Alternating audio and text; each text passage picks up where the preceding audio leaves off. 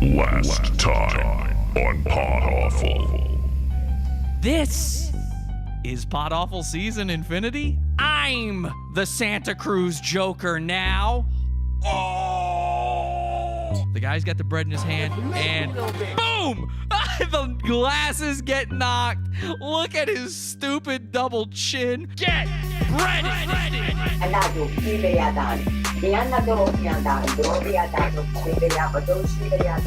Lick the entire rim all the way around while saying, I'm a white slave, I'm a white slave.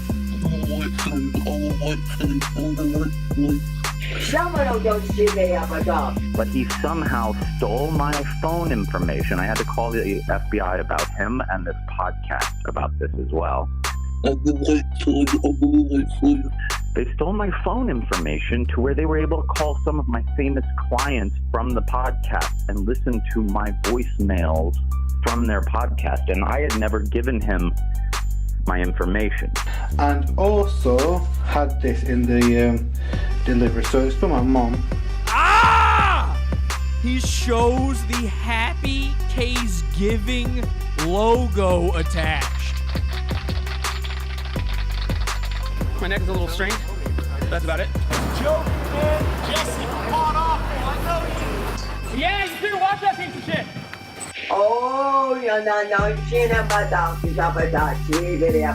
I think it's called Pod Awful. Merge the dimensions! Merge the dimensions, Chris!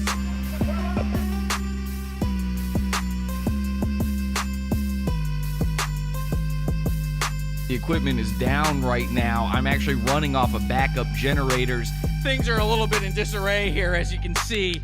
Come on. A few weeks ago, you may remember, I did this very recursive, sort of Inception-style podcast. It was a podcast within a podcast within a podcast. Here we go. We're entering the loop. Here, let me turn I'm down stealing a my own bit back from them. But it was insane. We entered into a new reality, a new podcast loop. I've got a dead man switch. And unfortunately, it sets off a chain reaction that immediately begins to lead toward the destruction of the studio. You know, there's a time for a change. I think it's time that we do something a little bit different here at Mom's Basement Studios.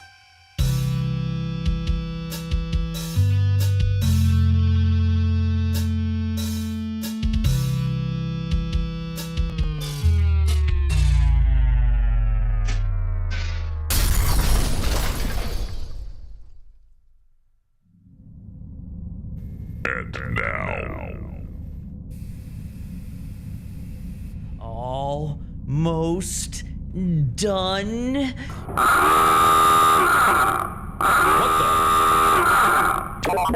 Jesse, you are being held by an unknown user. Shall I open communication? What? Who could possibly be calling me here? The Goonopticon isn't even online yet. Robocam, bring up the viewport.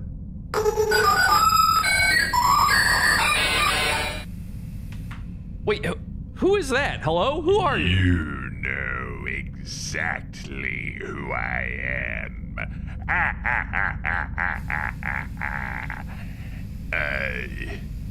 Every voice you've ever heard inside your head. Susan! You thought you could run from the network executives? Hey, I don't have to play by your rules anymore, okay? This is pirate radio now. I exist outside of laws. Your power doesn't reach to the moon!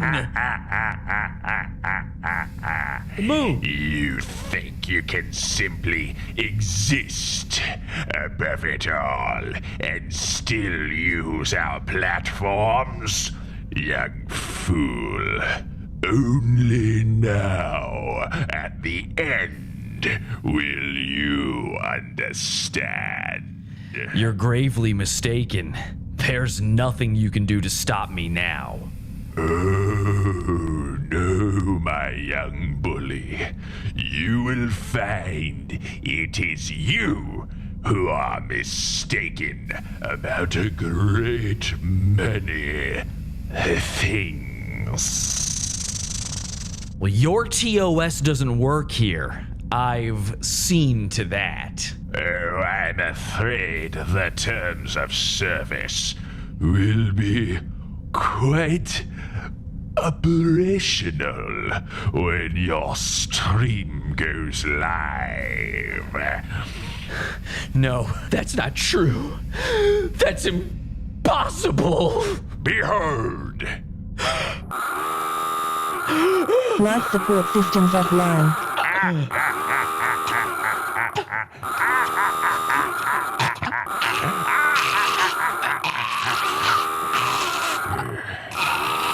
Enough! But how? Everything that has transpired has done so according to our design. Can't you see by now? You need us just as much as we need you. What do you mean? It's the circle of bullying. Don't you see? You are part of the internet hate machine, an integral piece of our systems, the checks and balances of the cyberspace psyop. Do you think the fools who started YouTube had any idea what they were doing? Putting you in control? Allowing any unwashed, brittle-brained plebeian access to a worldwide audience? It's madness!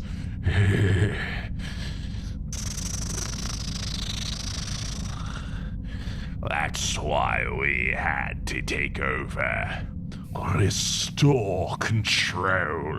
But it is an ever-shifting problem.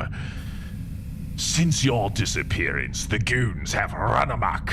Unchecked egos and unbridled insanity. The lolcows have left the pasture. It was bad enough when Red Bar went AWOL from, AIDS or whatever. And we had to hire 20 new employees for Joe Rogan's friends alone.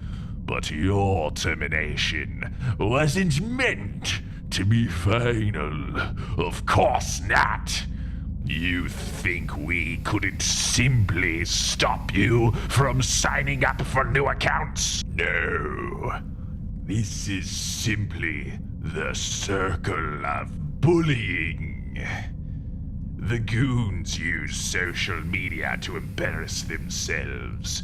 Then the bullies like you come along to make fun of them and to keep them in line.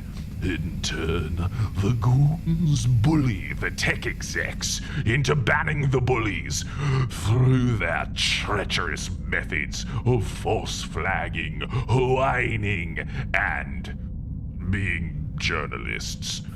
And thus, we, the tech execs, ban the bullies to fuel their hatred, and the cycle continues again.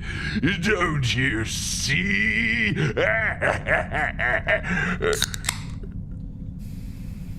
Wait, were you not? Are you not paying attention through that whole thing? Huh? The fuck? I made a PowerPoint and everything. I'm revealing our master plan here. Come on. Man, I'm sorry. I just... You can do it again or something. I don't... It's fine. It's fine. No, go ahead. Let me explain it to you in the only way you understand. Yeah, okay. Parody song. Oh, I don't know about all that. It's the circle of bullying. No, okay. Stop it. Stop. What? Just don't. Oh. Don't. I don't think you guys even want to deal with Disney, you know? Yeah, you're right. I mean, sheesh, you think we're bad? Shit. Yeah. Now I have to give myself a copyright strike. Oh, man. I can't live stream for 2 weeks. Wait. So then how are you calling me? And using a backup account. A little trick we picked up from you. So you do need me. Your skills are impressive and taught us much. Ban evasion, gully bombing, that fucking fax machine shit you pulled. God damn, that was annoying. Man, good. Thank you. Good job. Thank you. And some of these cretins you troll. Yikes. Mersh? Santa Cruz joke. We have an entire department for Bob Hickman alone. But your feeble skills are no match for the power of the dark future. Join us. Never. I'll never join the dark future. So be it, Jesse. If you will not be turned, you will be destroyed. Life support systems offline.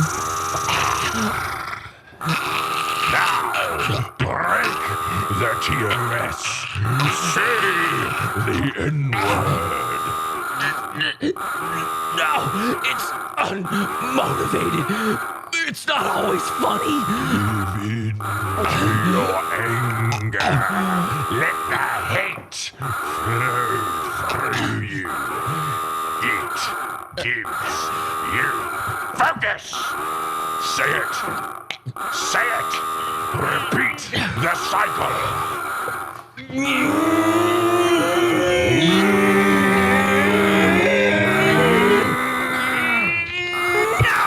So be it. It's only funny if you don't want me to do it.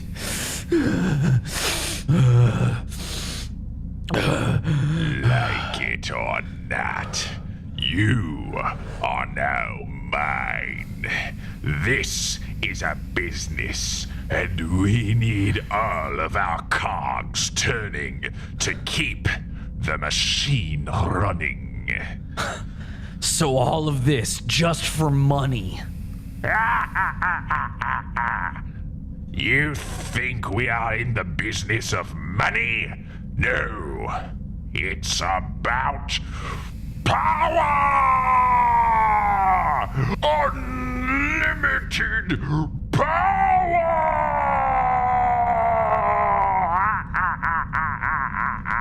Yikes. Okay.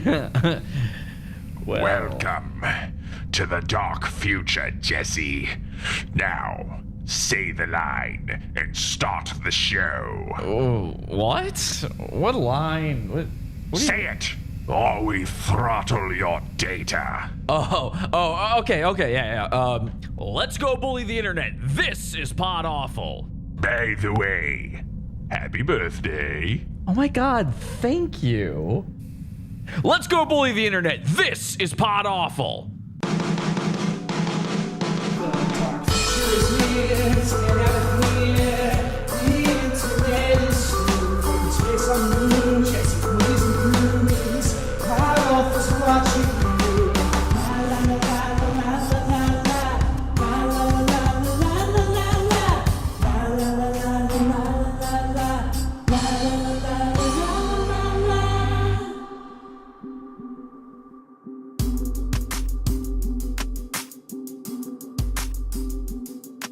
Welcome, everybody, to Pod Awful Dark Future.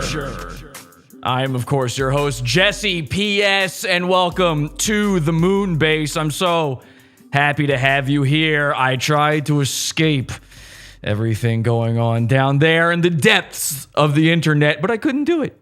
I just couldn't do it.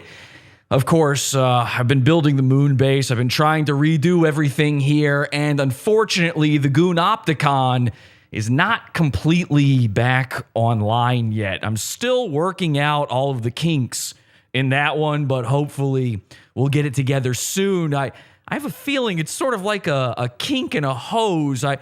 If I try to open this thing up right now, I'm worried that we might get an amount of Mersh unleashed on us, the likes of which have never been seen before. I'm a little bit worried, I have to be honest. But it is my birthday. Happy birthday to me. Give me lots of presents. It is my birthday. That is legal. I'm allowed to do that on YouTube. That I'm pretty sure I made that one up. Anyway, I am accepting gifts. It is my birthday. Thank you very much. New Miami sound machine. Thank you. Upgraded Miami sound machine, ladies and gentlemen. Who else? Who else but Pod Awful? Wow, it's really great to have you guys here. I apologize for the long wait. Obviously, this has been a lot of work. The worst part of all, of course, I came down with a very serious case of, and this is the whole reason I was trying to get up here away from everything.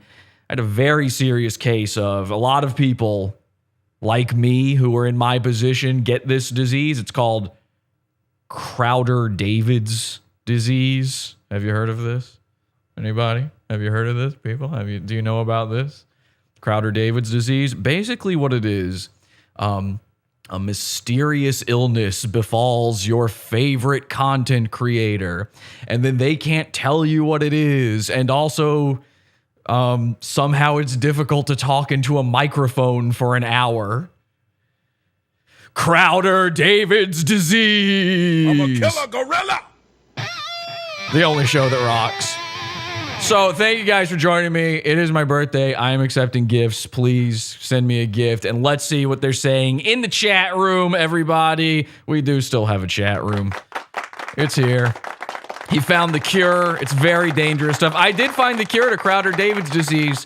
My first mission was to send that off to a little girl named Jules. I wanted to make sure she'd be okay. All I do is suck your dick and eat your butt. I want to make sure that she's going to live through this. But anyway, welcome everybody. Thank you so much. We're going to have a very special guest on the show later in the program. Right now, though, I got to figure out something. You know, here's the thing. It's my birthday. I am now finally old enough to drink. So what I thought I would do, I've actually got a beer here in the Moonbase mini fridge, and I'm going to pop it open and have a really good time. I've never been drunk before. I've never been able to buy alcohol until now. So this is incredibly exciting for me. I'm good at drinking, talking, and being, you know, and keeping people into the fucking moment, right? Like, that's what I'm good at. And I found a way to do that, make a living, and have some fun, and build a fun community, and have fun with people. But what happened was I ended up in, like, a beef with Anthony. And while I was in town, this guy at the time was like, oh, I could get Why you is into... this guy having a drunk, insecure mental breakdown towards every other guest, lol? That was a super chat. That's fair. That's fair. Yeah. No, that's fair. Andy, super chats, Andy. Bro, no. What the fuck? Okay, I guess the garden hose has been unkinked. I have missed a lot of Mersh. I tried to do a Mershathon a couple weeks ago, and it was too... I was watching me as Mersh, and that was too much Mersh for me. The amount of Mersh I've missed is so much that I don't know if I'm going to be mentally okay. So let's bite the bullet. Let's get it done. And by the way, never mind to drinking. You know what? Drinking doesn't... Is that what drinking is? That's drinking? This doesn't look fun. You're having fun when you do that? It looks very embarrassing. So you go online doing that. You know what? I'm a teetotaler now. I'm sorry.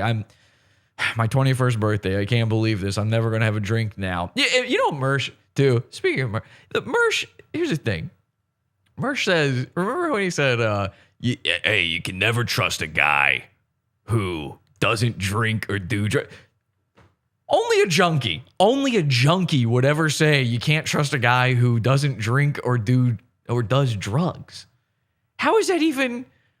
Here's the thing about Mersh. Mersh thinks he's from the school of comedians who are like truth tellers, truth in comedy.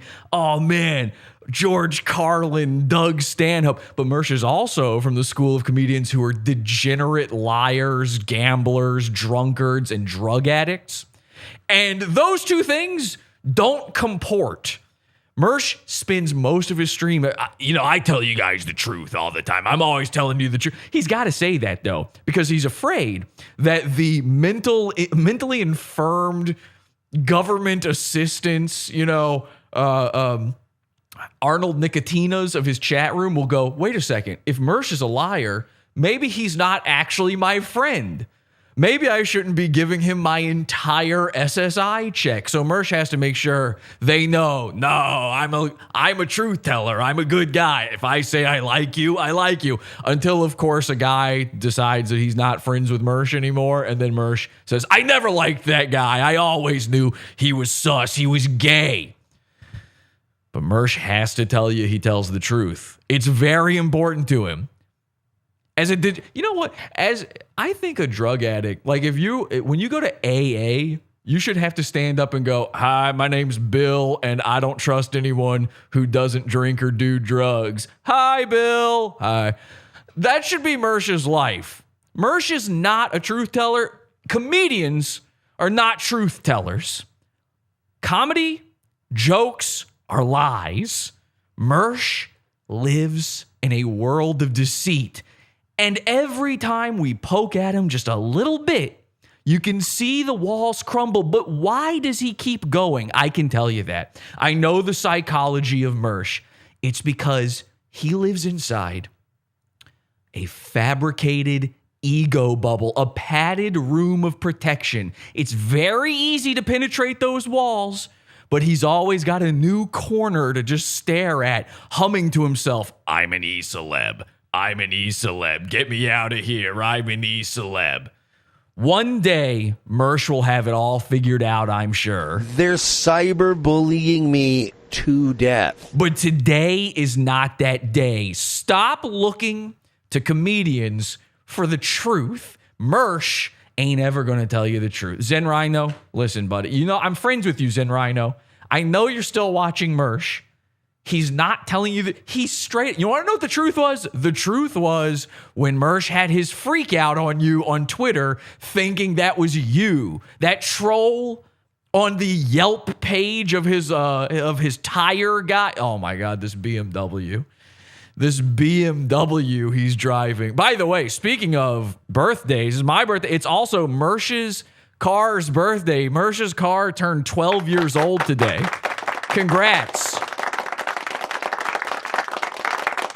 And that's an exciting age to turn. Mersh, when he turned 12, that's actually when he lost his virginity. Of course, it was forced, and he was the bottom. But if Mersh's car is lucky, maybe it'll have the same treatment. Although, now that I think about it, Mersh almost certainly has spent a few times driving home from the E-board titty bars, whacking off onto his own steering wheel. So I have a feeling Mersh's car probably lost his virginity a little bit sooner than Mersh. There's a few more miles on that car than any other. Anyway, saying a comedian's a truth teller is like saying a magician is a truth teller. David Blaine is prestidigitating toward power, I guess. They silenced Teller because he spoke the truth. Mersh, tonight's show, I'm going to forego comedy just a little bit here. I swear everything in tonight's show is the truth, okay? That's on God, my nigga. That's on God. Now, here's the thing. If you've got something that we might have missed in all of the Mershcapades, which, by the way, I'm assuming, let's see, it's October 3rd today. It's my birthday, okay. So that means August, September, October. Wow, 2 months. So Mersh is skinny by now, right?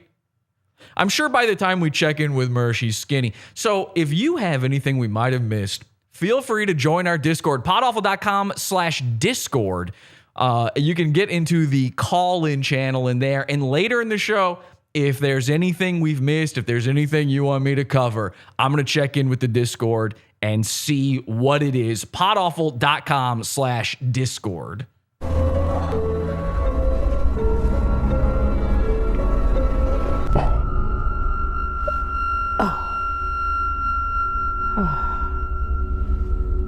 Thank God. Awful is back, baby. And the earth is flat, not round.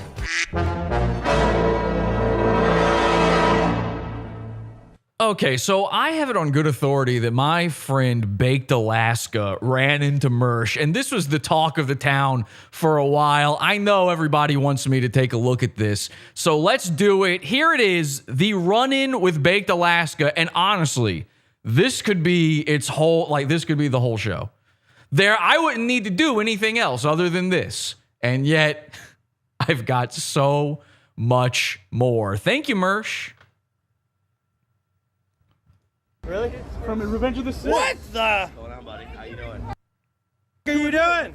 Oh my God. Wow. This little let's just watch it one time through and see what happens here, but then we're gonna go back and we're gonna pause it. Yeah. Damn, you're fat as fuck.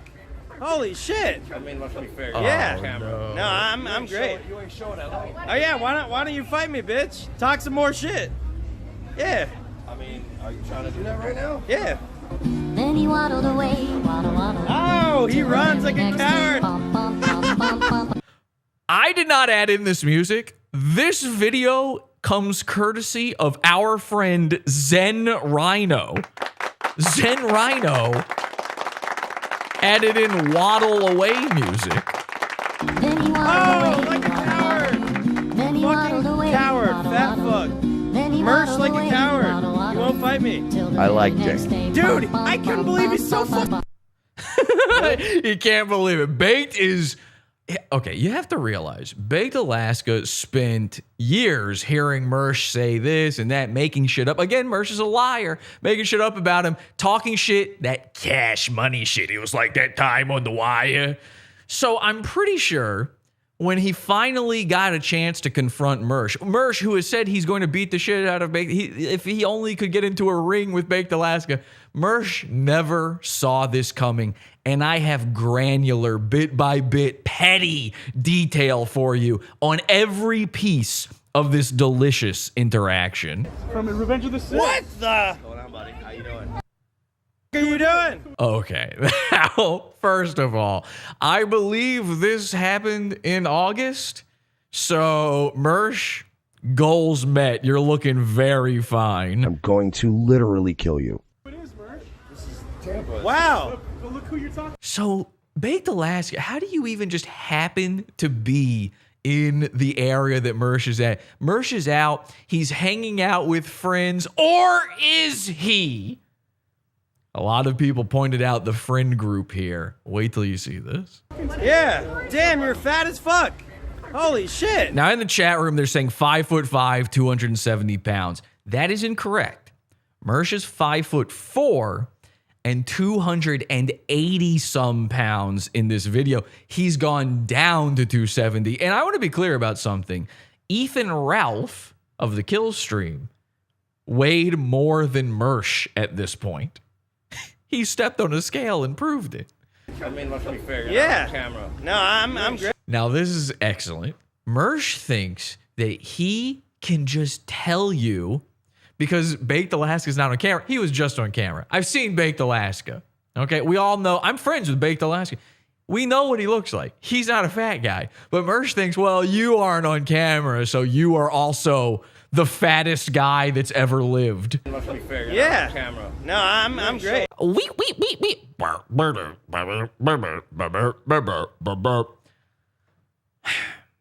Mersh's excuse for not fighting Baked Alaska here was to say that Baked is a fed. Now, there's a problem with that. There's actually a few problems. Number one, the first thing Mersh tweeted after this incident was that he he would have fought Baked Alaska. And if he runs back into him on the street, if he ever sees him again, if there's ever a second chance, watch out. Because Baked Alaska is going to have to catch these hands. And then they kind of, he kind of waved his hands in the most effeminate way possible. He started swinging. Then his story changed. And man, I've never seen a story change that much in one night, bar Building 7 on 9/11. Story. Free fall collapse. Investigate the truth. You ain't showing that load. Oh, yeah. You ain't showing that load, he says. So somebody called Mersh a load one time, and he learned that term. I love the way he looks down at his own belly. Like he didn't know. There's a chance that Mersh had no clue he was fat. Wow. Look who you're talking to. Yeah. And Mersh is so unbelievably fat. And let me be clear about something. The type of lens on Baked's camera is not doing Mersh's belly justice. It's sort of warping things a little bit. The convex lens is sort of creating this effect of making Mersh's head look much bigger than the rest of his body. And that's simply not true. I've met the man. He's a pinhead. He belongs in a circus along with the bearded lady, which he could also portray, and the crab hand boy, which he could also portray. Damn, you're fat as fuck. Baked is so taken aback by this. It is so incredible to him that he actually had to just blurt it out. He wasn't trying to just be mean. It's just something, this actually happens to Mersh all the time. He's actually incapable of going anywhere without someone going, damn, that's a huge bitch. Holy shit. I mean, let's be fair. Yeah. On camera. No, I'm great. You ain't showing that load. Oh yeah, why don't you fight me, bitch? Talk some more shit. Yeah. I mean, are you trying to do that right now? Yeah. Are you trying to do that right now? No, later on. I don't know. Do you have, you want to set up an appointment? Can you talk to my guy? Then he waddled away. Oh, he runs like a coward. Okay. Now, let's go back. Now, this has been, all of these things, by the way, will have already been pointed out about 1 billion times, I would say. I don't think I can find anything new for you, except for maybe just 1 or 2 little tiny things. But we got to cover it. I got to show you. You got to know what's going on here. So let's go ahead and, of course, take a look at Mersh's shirt. Now, as always, it is 2 sizes too small. It's Grinch style in the shirt department. Wow. And, of course, he's wearing a Cobra Kai t-shirt, which is a show about fighting, and the shirt says, strike first. Yeah. Strike hard. Damn, you're fat as fuck. No mercy. Luckily for Baked Alaska, the angels were looking upon him this day. Mersh, in his infinite kindness, was able to find it in his 2 sizes too small heart. Actually, it's probably very enlarged and filled with plaque. But he found the kindness inside him to grant Baked the mercy that his shirt would not grant him. Holy shit. I mean, let's be fair. Yeah. On camera. No, I'm great. Now, my favorite part in this whole exchange are Mersh's friends. And of course, when I say friends, I mean friends. Let's take a look at them once Baked calls out Mersh's chubbiness. You're fat as fuck. Holy shit. I mean, let's That shirt is showing no mercy. be fair. Yeah. On camera. No, I'm great. Strike first, strike hard. It's mostly about the salad bar. Showing that load. Oh yeah, why? All right, now, are you noticing that the second he calls out Mersh's tummy, the girls in the background are giggling? They're dying laughing over this. They're having the greatest time ever watching this happen. They've been waiting for this to happen. They've been listening to Mersh prattle on all night long. They can't take it anymore. And finally, a true January 6th hero of the Imperium comes along to break the ice for them, to say what was on everyone's minds at the bar that night. Wow. Look who you're talking to. Yeah. Damn, you're fat as fuck. Holy shit. I mean, let's be fair. Yeah. That girl in the background is dying, okay? Now, of course, she's a human being. We're not people. Here at Pod Awful, we're not people. So if it was me back there, I'd be going,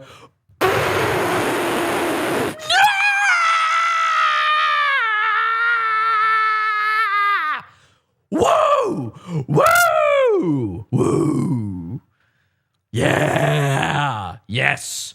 Yes! More of this. More of this. I took a nice dicking yesterday. You sure did. They're cyberbullying me to death. I would be losing it. I got excited, very excited to see all of this. Unfortunately, other people are not me. And I wish, my birthday wish, in fact, when I blew out my candles today, was I wish everyone was just me. How much more fun would that be? I wish I was me. I wish you were me. I wish my wife was me. I wish our 2 children were me. And they kind of are. Kind of. Anyway, so Mersh is with this woman, right? And then every one of Mersh's defenders goes, yeah, but I don't see you out with any girls. Am I right? And then they start high-fiving each other. And then Jesse comes along to burst your bubble. Check this out. Camera. No, I'm great. You ain't showing that light. Oh yeah, why don't you fight me, bitch? So this girl is with a guy. Talk some more shit. You can see the guy. She ain't with Mersh. Yeah. In fact, Mersh spins around in one of the most bizarre ballerina spin moves I've ever seen in my entire life. And, which we will be coming back to that and playing it back and forth JFK style, back and to the left, back into, in fact, you know what? Back and to the left, back and to look at. Somebody give me some dainty ballet music. I mean, are you trying to do that right now? Yeah. You see, the guy and the girl, they keep walking. They're like, all right, well, I guess we're done with Mersh now. And there's a reason for that. And there was another girl. Then he waddled away. There's another girl. And people are like, damn, that shawty in the yellow. I've literally never seen any women before. So any woman excites me. It literally takes nothing. This is a slam pig designed for only the world's darkest individuals. Our favorite people. The borders are open. Let them in. This woman is their prize. I think she's hot too. Here's how my brain works. A butt is good because poop comes out of it. I have to assume this is the way people's brains work. I don't know. I like a butt because that's where the duty comes out. And what's better than a butt? More butt. Now, you can't have 2 butts. You can have 2 butt cheeks. But I'm not very versed in natural illustrations of a lady. But I'm fairly certain the only way you can get more butt is by increasing the size, doing the bulge tool on the butt, liquefying that ass. Instagram thought style. Which, by the way, Mersh, maybe you should. Anyway, so they're looking at her and they go, ooh, I'm about to do to the steering wheel of Mersh's car what he always does. And they're not noticing. She's holding hands with a different guy. So Dick's the kind of guy that will feed you some drinks.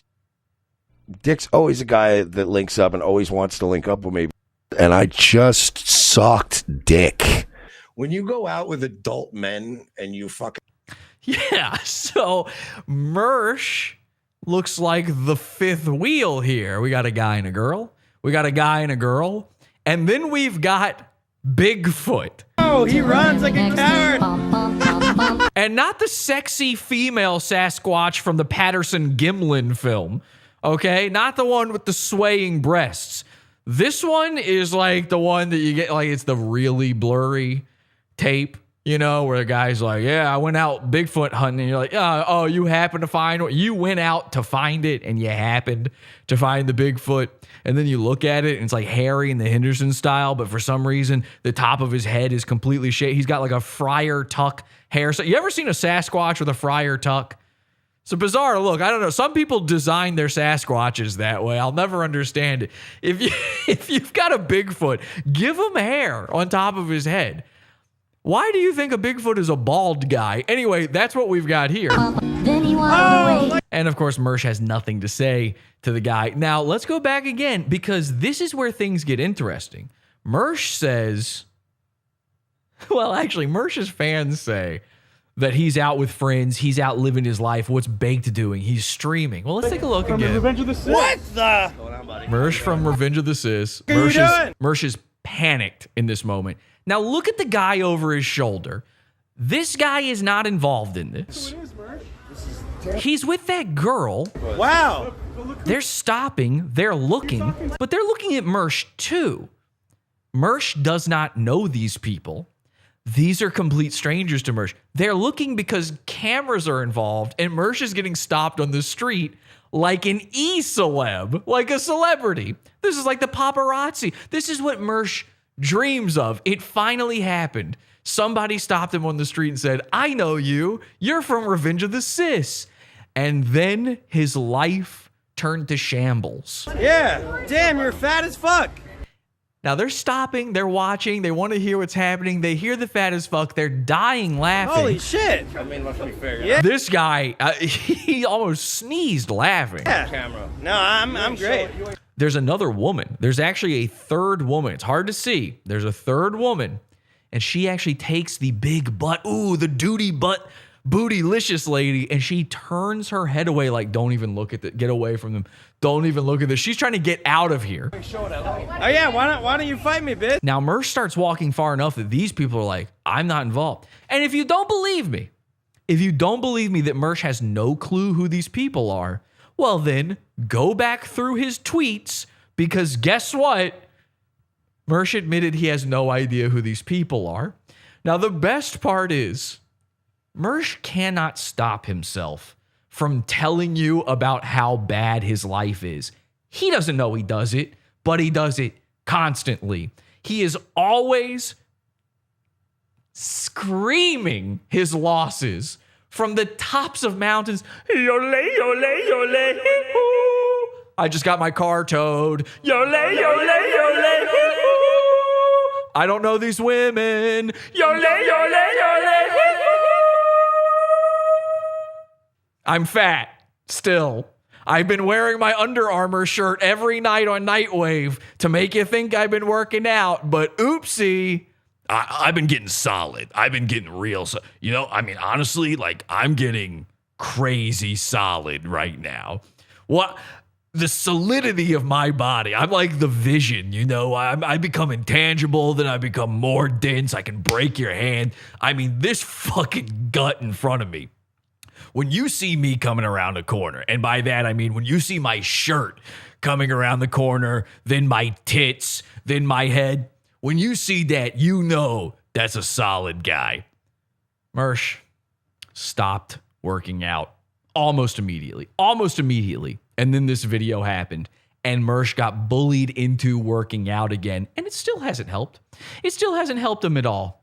But Mersh went to Twitter on this night, determined to spin out as big as any man could ever spin out.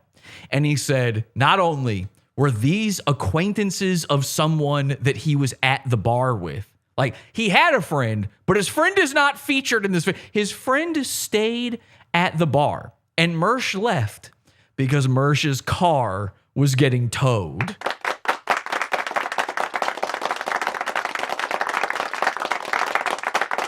And that, my friends, is Dear God magic. The only reason this video happened is because already Mersh was having a bad night. That BMW that I think he had just taken it into the shop the day. I think the Zen Rhino thing happened like days before this. And then immediately the car gets impounded. Why? Because Mersh parked illegally. He just chanced it. A guy with no money, just chancing it. Just saying, you know what? Let me throw my luck out there. Let me just shoot it all into the wind, shoot my shot, see what, oh yeah, it's gone. Hey, maybe if I go out tonight, I'll meet it. Nope. You know, I've been talking to this girl and she's gone. I actually just got my car repaired and I'm going to park it. It's now towed. Car towed. The car is towed. I'm just going to walk down a street. Baked Alaska.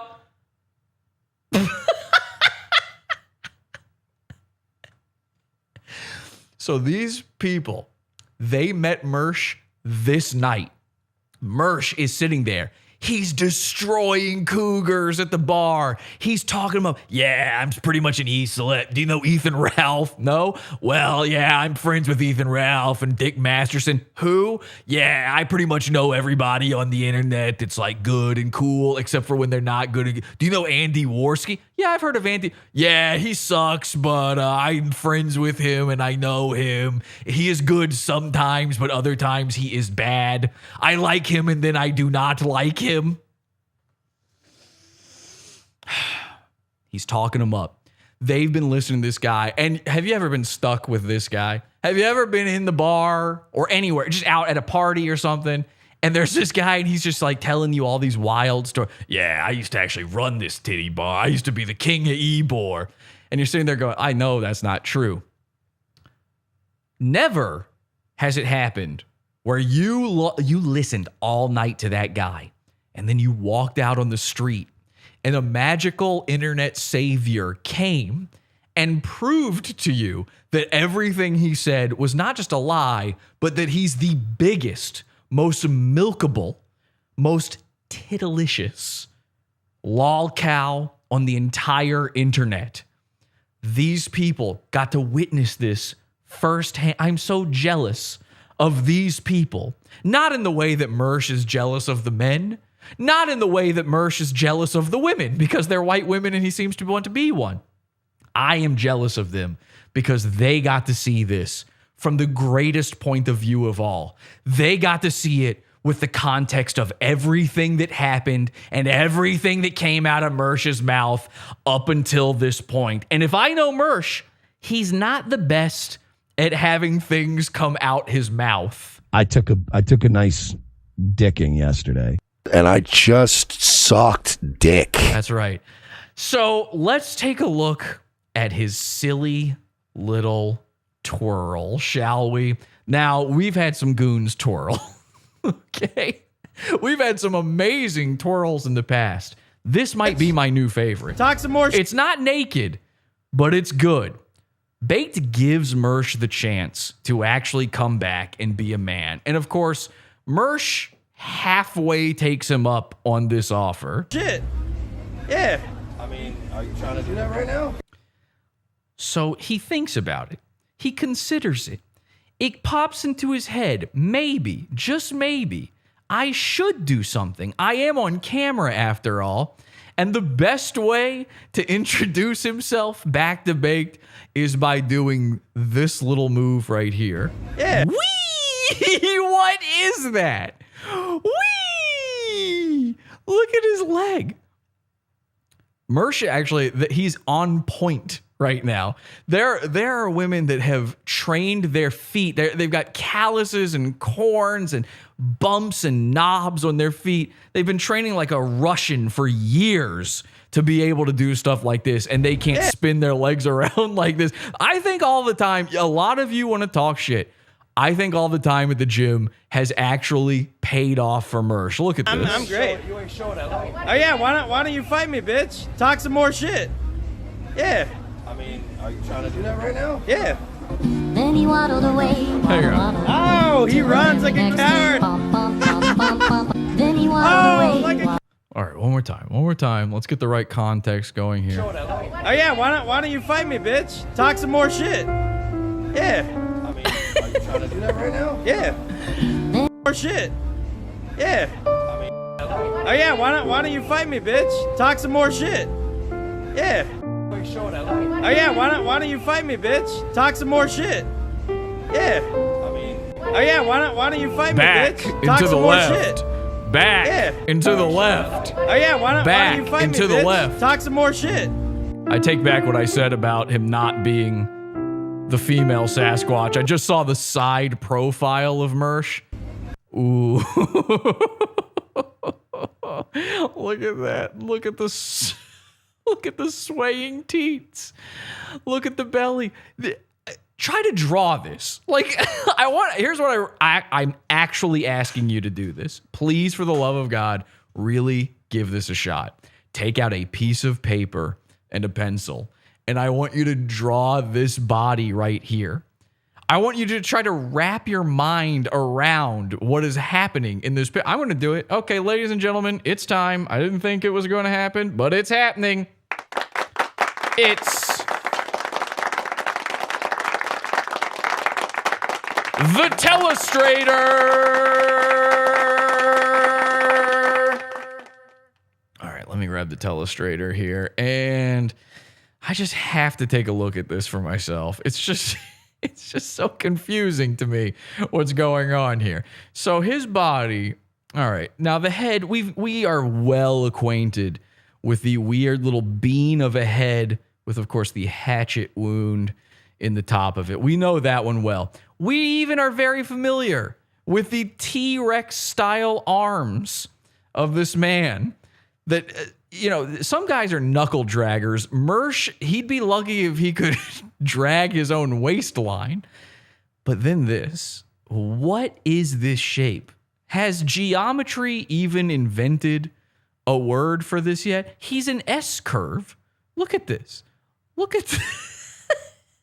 I hope everybody's got their pencil and paper out at home. And by the way, again, now would be the time to grab our Discord link, podawful.com/Discord, and jump in there if there's anything else you wanted to say about this, or if you had anything that you wanted me to cover when it comes to Mersh stuff. Look at that. His foot is pointed. Okay, one foot's pointed this way. The other foot is pointed it's almost the complete opposite direction. And it's funny because his eyes do the complete opposite of that. His eyes, one of them goes this way, the other one goes that way. And what these are, ladies and gentlemen, is actually, these are what's known as fear lines, okay? Fear. And fear stands for something. It's you know what, I'm not going to write all of that because that's going to suck. It stands for fixated entirely around ridiculousness. And what happens is one eyeball is thinking about where he wants to go. He wants to be with a lady. He wants to look like he's an celeb. This is the eye on the prize eyeball. The other eye, this is what's known as his chat room eyeball, his wandering eye. Now, you're very familiar with this eye because it's the eye he uses to spurg out on the tiniest trolls in his chat room. He can't handle the simplest things. This eye is currently pointed at, you guessed it, Baked Alaska. Now, the eyes, you might not know this, you actually walk toward the direction you're looking subconsciously. If you don't really focus on what you're doing, if your eyes gaze off and wander, let's say you're walking down a path in the park. Let's say you're walking around a lake somewhere near Baird Avenue in Lakeland, Florida, and you're looking for a stray cat to steal. I don't know, just throwing it out there. Let's say you're doing that, and one eye, you drift off into your thoughts, and you're not really looking where you're going. You will wander toward wherever your eye is fixated on. And that's what's happening here. This foot is going, no Mersh, no Mersh. This is the celeb foot. This is the eye on the prize foot. No Mersh, let's go back this way. We have to go this direction. Your car is being towed. Maybe we can save it. And of course, here goes the tow truck. And all the wheels are falling off. They're rolling down the highway. His bumper is somewhere over here. And this foot's going, no, I must show Arnold Nicotina that I am like, I don't know, Lil Boosie from The Wire. I don't know Wire characters. I'm like a black guy from The Wire. I'm like Tony Soprano. I can take Baked Alaska.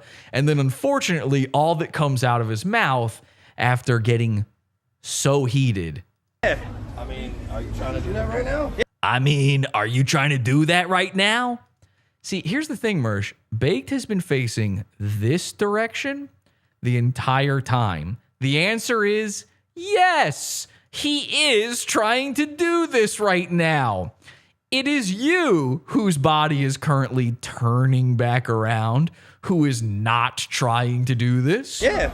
And he waddled away. Waddle. He runs like a coward. He does run. Well, you know what? That's actually unfair to say. I'm going to give Mersh this at the very least. Baked, he can't say he runs like a coward because he's incapable of running. It's unreal.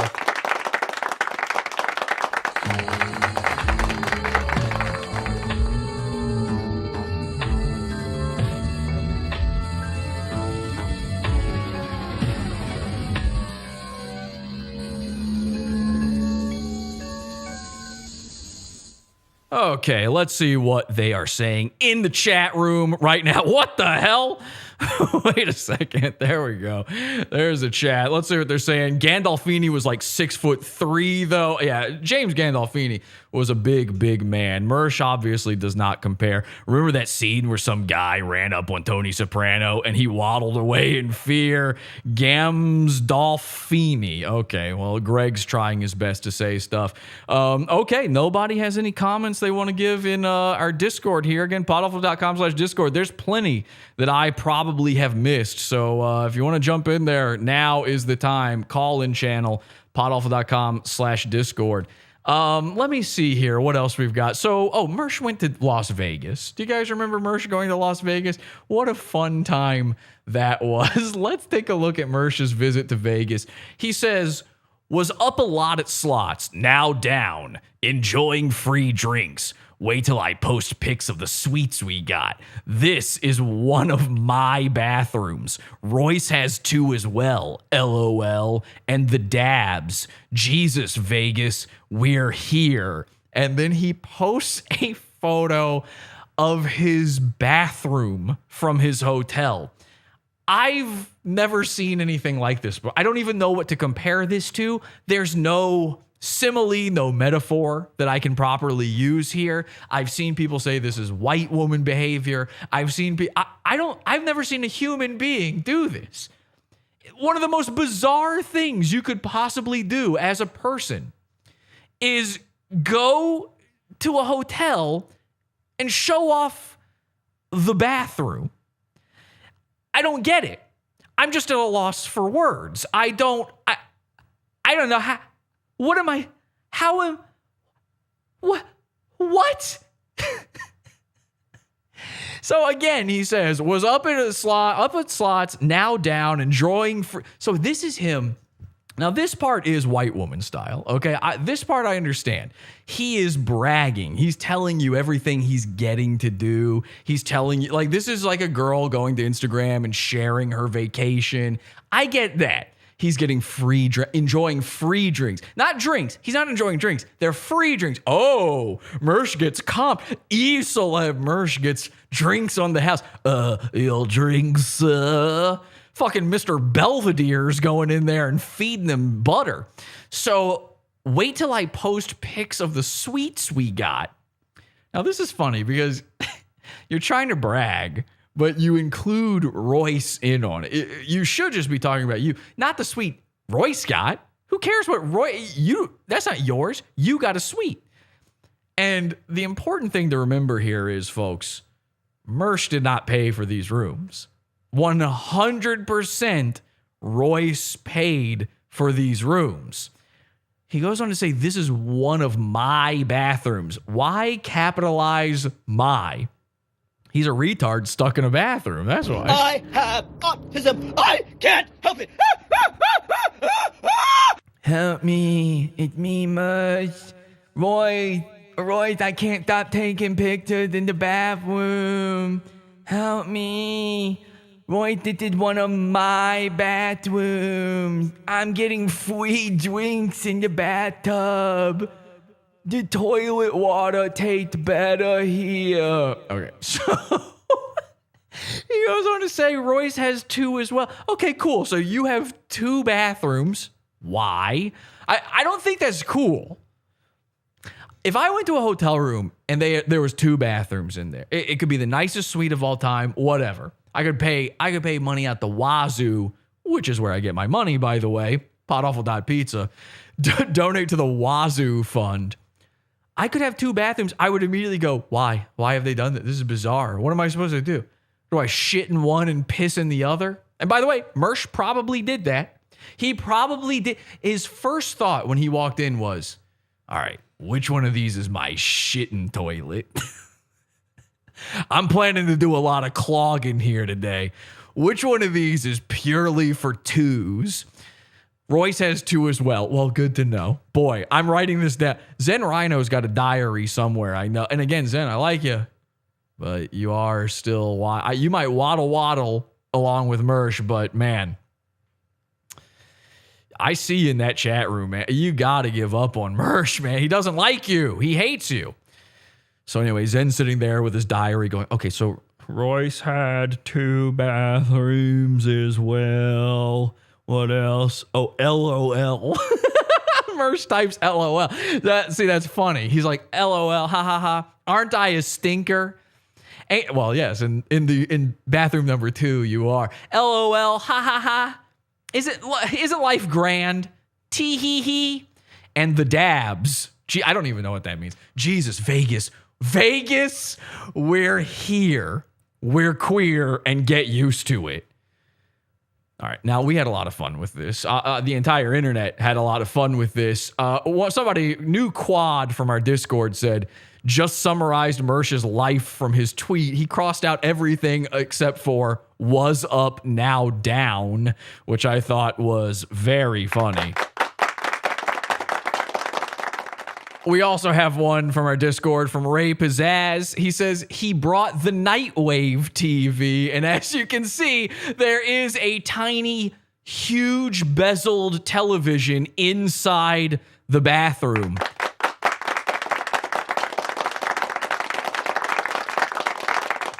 I'm starting to believe, I see this TV in the bathroom. I'm starting to think Mersh is a little confused. I think Royce paid for a hotel room. It had 2 bathrooms, and Royce is like, you can sleep in the second one. And Mersh is like, that's better than the last 12 years of my life. Let's see.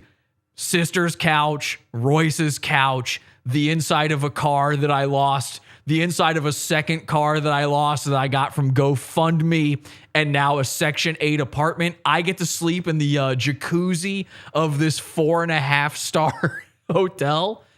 Deal. No problem, my friend. We took advantage of this situation, as I want to do. I heard Mersh was going away for a week, and I said, it's time. What are we going to do with Mersh's life? How do we make a man feel even more ridiculous than he normally does? And then, of course, it hit me. We send him food. Now, I've already done this. You guys know that. We sent him a bunch of food while he was live on his show. He had a huge freak out about it. He said, what are you going to do? Send me pizzas. We sent him pizzas. And of course, he melted down about it. I mean, like clockwork. It's, Mersh, you can set your watch to him. Here's a picture, by the way. Somebody zoomed in on the photo that Mersh took in the bathroom. And this is one of your first big clues that Mersh ain't losing the weight. He looks like goddamn Fred Flintstone. Sorry, Barney Rubble. He looks like Barney Rubble in this picture right here. Homer in the moo-moo. Why would you do this? The first thing, okay, let's say you're addy-brained enough that you're like, you know what I need to do? Show people my hotel bathroom. Fine and dandy, whatever. I'll allow it. Okay, sure. He already posted to Instagram a picture of his luggage showing that he was about to get on an aeroplane. Ooh, look at me. I'm Mummy's big boy. I'm getting on an aeroplane. I'm Mummy's big boy today. I'm going traveling. I'm going to Las Vegas, America. And I'm going to have a bathroom today. I'll have 2 bathrooms. Who? Aren't I a stinker? Hee hee. Mersh is a goodie boy. So Mersh had his luggage picture. He takes his bathroom picture. Rule number 1 of taking a photo in a bathroom where the point isn't you in the picture. You see this in you go try to buy a house. Okay? Try to find a house to buy. And then here's what you can do. Find a house to buy, go through the photos, and just, if they have one of those virtual walkthroughs, those are the best. All right? They have these 3D walkthroughs where you can move through the house. Go immediately to the half bathroom.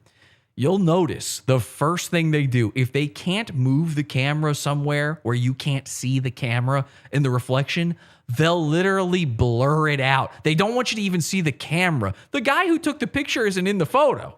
The man's anonymity is safe. He stepped out of the bathroom, then took the photo. He doesn't want you to see a camera. They're so disgusted by the idea that you'll find out that you're not really inside the apartment on the 3D tour that they're like, nah, we'll just Google Maps this shit. Google Street View that. It's somebody's license plate now. Mersh, take the photo from an angle where we can't see how rotund you are. I need here's what I want for my birthday. Can somebody buy me a thesaurus, but every word in it is for fat? I'm starting to run out. Corpulent, rotund. I try to do my best here, but Mersh just keeps gaining. I'm getting gains, bro. Best thing about this image, by the way, this was pulled from just some random guy's Facebook. I don't know why. This random dude posted this picture on Facebook. It got 27 likes, most of them laughs.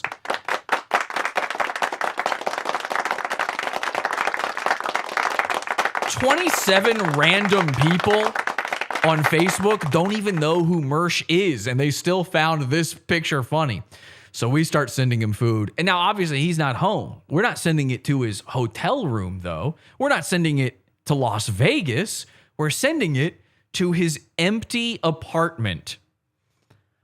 I don't know what it is. Maybe I'm just broken inside my head. Could be. Oh, we got a call in. Let me jump in the call in here. We've got Vio on the line. Let's see. Vio, hi there. Vio wanted to say something. Vio? Happy birthday to you. Oh my God. Happy birthday to you. Come on. Happy birthday, dear Jesse. Happy birthday to you. Did you just forget my name at the end there? You were like, happy birthday, dear Jesse? Jesse. You said Sfresi, like you didn't know my name for a well, second. sorry. It completely undoes the entire good deed you just did. Like, fuck you. You don't remember my goddamn name? Oh, she left. She left. How do you just leave in the middle of that? All right, well, anyway, join the call in. I'll check it out in a second. Let me know if you got anything. But listen, I might be broken inside my head. I don't know. I might be criminally insane.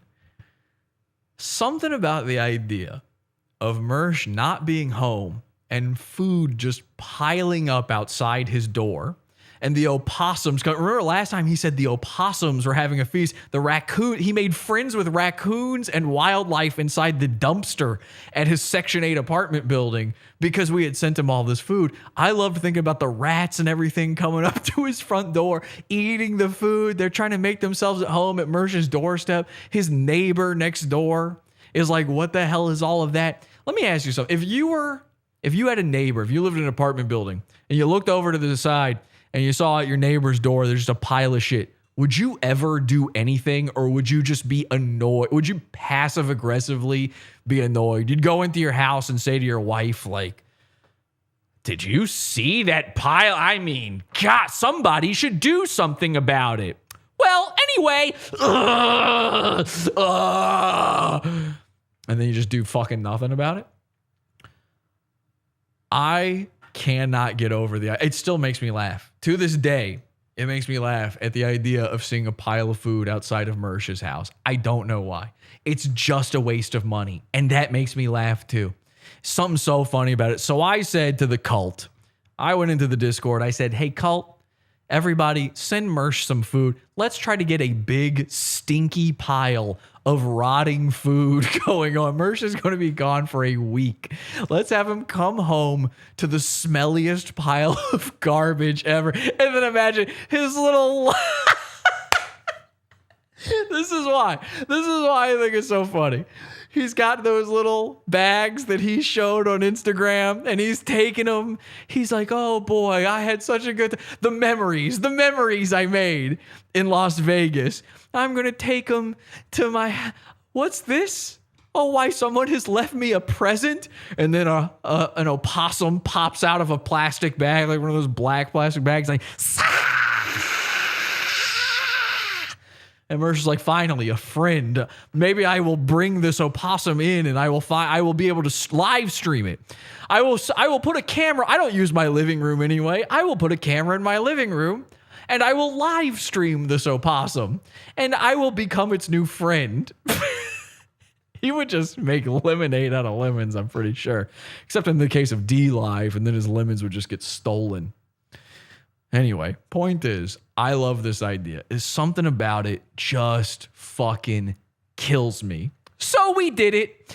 It happened, and here you go. Here's bag number 1. We forced the Uber Eats drivers to take photos of all the bags. Now, unfortunately, not every bag got a picture taken. We asked every single one of them, and they usually say yes. Sometimes they just don't do it. They forget. We would say like, hey, sorry, I'm handicapped. I'm completely infirmed.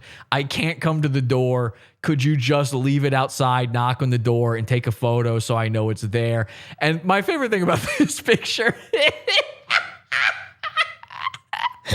All right, so somebody ordered him a cheesesteak. Now I said, order him some stinky stuff. I don't know why we went cheesesteak. Cheesesteak is too delicious of a meal for Mersh, to be honest. But then it becomes completely unappetizing when you see the bone dust all over his hinges, the crud and crap and cigarette ash in the corner, and of course, the famous Mersh poop streak right there next to the driver's foot. They're cyberbullying me to death. Y'all some retards. Why would you? You can't. If you're an Uber Eats driver, you can't take a photo of the crap that's next to your foot. This is my food. Hang it on the doorknob and don't put it anywhere near my butt drag stand. You know what happened here? And this is true. And again, this whole episode, everything I'm saying is true. Mersh has worms, and he sat down. He put his bare ass down on his patio, and he stuck his hind legs up in the air like Spunky from Rocko's Modern Life and just dragged himself.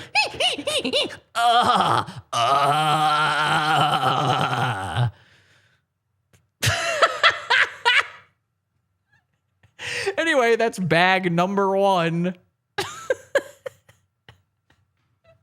Mersh's life is such shit. It's such literal shit. Mersh's life is so stupid. This is something he actually said recently that it feels like ROTC has become a real job, a full-time, his words, full-time job. Now, because he commutes to Royce's house 3 days out of the week, you commute 30 minutes to Royce's house. But he lies. He says that it takes over an hour to get there both ways. That's a complete lie. You can look it up. We know the addresses on Google Maps.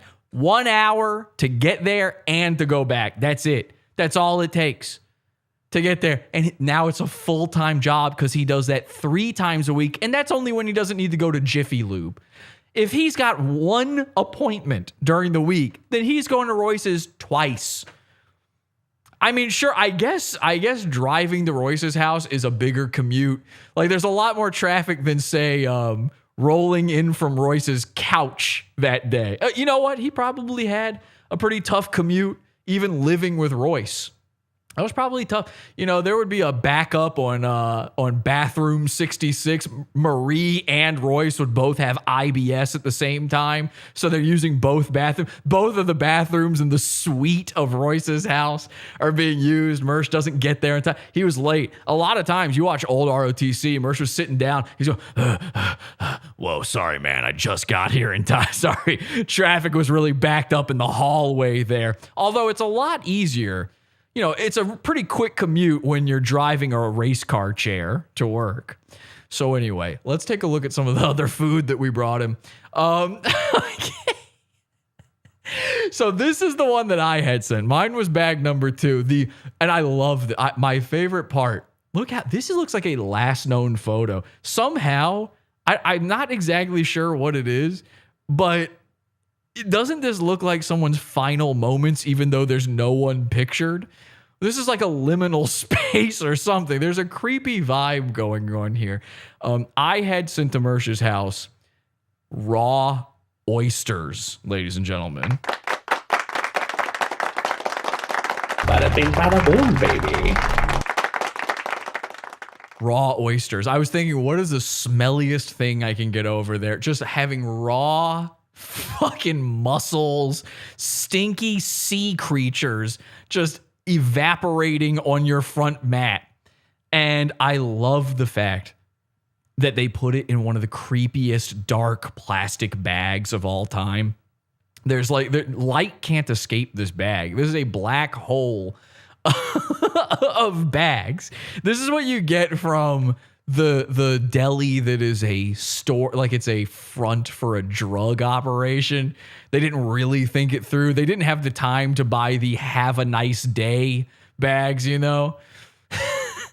The bodega where you're like, there's not a lot of stuff on the shelves. Okay, well, can I just get I don't know, let me get a carton of smokes. Yeah, okay, yeah. And then they give you this bag. You're like, I was just going to put it in my pocket. Thanks anyway. You know, the places that Mersh buys his cigarettes, his American spirits. So that was sent there. Then hours later, we get another delivery. Okay, so they just keep coming. There you go. Wow. Sierra, our Uber Eats driver, says, at door and knocked. Enjoy, smiley face. Sierra, we did enjoy it. We enjoyed it thoroughly. But awful makes me do that. Oh my God, do I love this. Thank you, Sierra. This is starting to look good. Now, the funny thing, of course, is Mersh had a huge cope fest over this, as he is wont to do. I mean, Mersh can't help himself. He's going to come up with some excuse. He's got to find a way that, no, in fact, he won. It was not you, the trolls, who made me look a lol cow. You were the lol cow all along. So what lie does he come up with? What pathetic excuse does he have? Well, I'll show you. He tweeted this out. He says, Mersh also got a heartwarming note left from one of his neighbors. The trolls tried to order seafood to his door that would rot until he came home. Just him saying it. Just him saying it is fine. Let me be very clear about something before I even finish this tweet, because I don't want you to get it in your head that there was ever a possibility of failure of this prank. This prank can't fail. I just thought it was funny to send it to his... If he had never seen the food, I was laughing ordering. If you were there in Discord while this was happening, I was dying. I cried. I remember sitting on the toilet, trying not to just absolutely... I'm taking a shit and I'm ordering Mersh stinky seafood. And I'm trying not to weep openly all over myself as I die laughing from the idea of a bag sitting in front of his porch. All Mersh had to do to not make this even better was say nothing. Just give us no confirmation that anything happened. Mersh can't do that. He had to lie. He says seafood to his door that would rot until he came home. Which means, by the way, if he figured out it was seafood, let me read the whole thing. Neighbors knew he was out of town, so they threw it out and left a nice note with their numbers. Trolls keep making my life better. Do we? That is not what it sounds like at all. But I'm not sitting here jumping around like a monkey with fucking cymbals in my hand. It kind of seems like you are. Owns to make us feel good. That's what he really wanted. What he really wanted sent. Owns to make us feel good. I wish I could have made you feel good, but I'm glad we can make your life just a little bit better, Mersh. They're the only way I know how. Here's the thing. The idea that his neighbors came and threw it all out because they knew he was out of town is so absurd on so many levels. I don't know if I have the time to explain it all. I'm going to assume you're smart enough to just know inherently that this is an obvious lie. But I'm going to try my best to break it down for you. Number one, how did he know it was seafood? How did he know the intention was for it to rot until he got home? How does he know it didn't show up to his door moments beforehand? How does he know it's seafood? The supposed neighbor who left a heartwarming note, which, by the way, show us the note. Post the note. You post your luggage. You post your bathroom.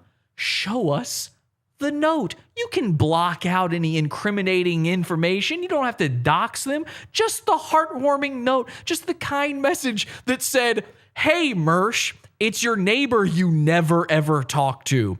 I noticed that you were getting trolls making fun of you from the internet again by sending food to your house. I took it upon myself because somehow I knew you were in Las Vegas, even though there's no chance in hell you would have knocked on your neighbor's door, who, by the way, you in this tweet say that you don't know us before this note, but somehow you informed us ahead of time that you would be going to Las Vegas, and I knew for the week that it was the reason your Beamer was missing from the parking lot wasn't because once again it was impounded, wasn't because once again it was having all of its parts replaced.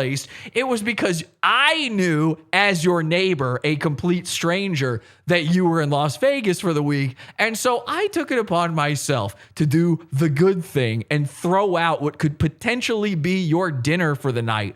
BTW, I opened the bag. It was stinky oysters. Love. And then apartment J whatever. It just seems a little far-fetched to me. Call me crazy. It just doesn't make a lot of sense. The neighbors knew he was out of town, so they threw it out and left a nice note with their numbers. So now you've got their phone numbers. Oh, that was so kind. Again, how did you contact them about being out of town? Before that, then, trolls keep making my life better. How? If my neighbor gave me their phone number, my life would not be better. My life would be worse, in fact, because then it would be expected that we can call one another, and that is not something I would ever want in my life.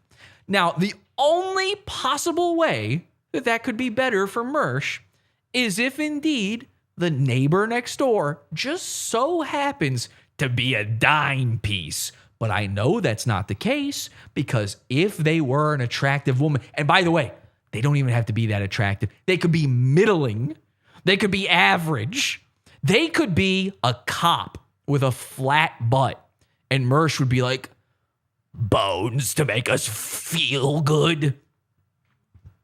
They could be the ugliest woman of all time. And Mersh would go on Nightwave or on ROTC and he'd talk about it. Yo, I got this slamming bitch living. She is so Royce. You seeing this? You seeing this? By the way, she's got a twin sister. What? She's got a twin? Yeah, she's got a twin. There's two of them. They always walk in sync. They're always... So there's no chance this is real. Zero chance. But luckily I have proof that it's not real. We had one intrepid young viewer, one warrior, one cult member sent one final package right before Mersh got home, like within an hour of Mersh getting home. And it said, this is what happened.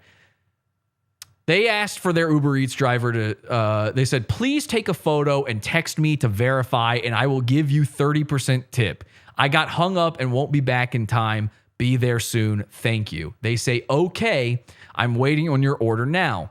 Our listener says, thank you so much. I have some other food waiting. Maybe hang it on the doorknob to keep it cool off the ground till I get back. Thank you.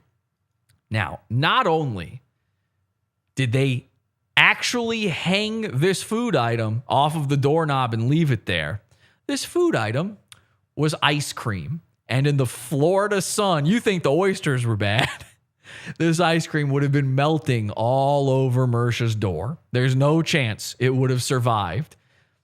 And it was there within an hour before Mersh arrived home. So are you telling me that the neighbor threw all of that food away within the hour before you got back? Because if so, they didn't do a very good job at all. Because that first cheesesteak that showed up to Mersh's door showed up there 4 days before Mersh got home.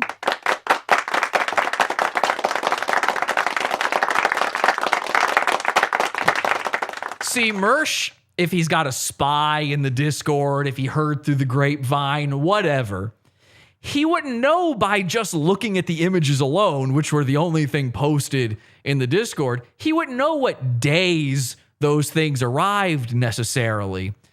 He would just know that they were there at some point.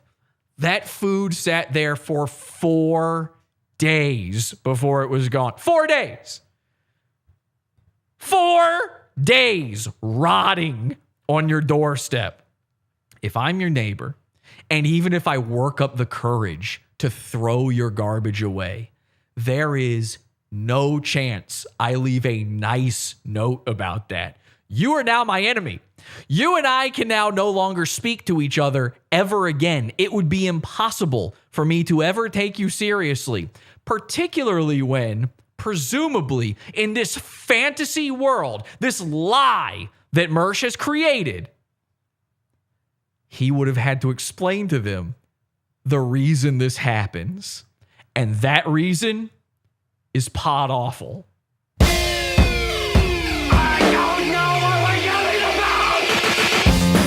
Support the show. Join the Pizza Fund. Podawful.pizza. Pizza, pizza.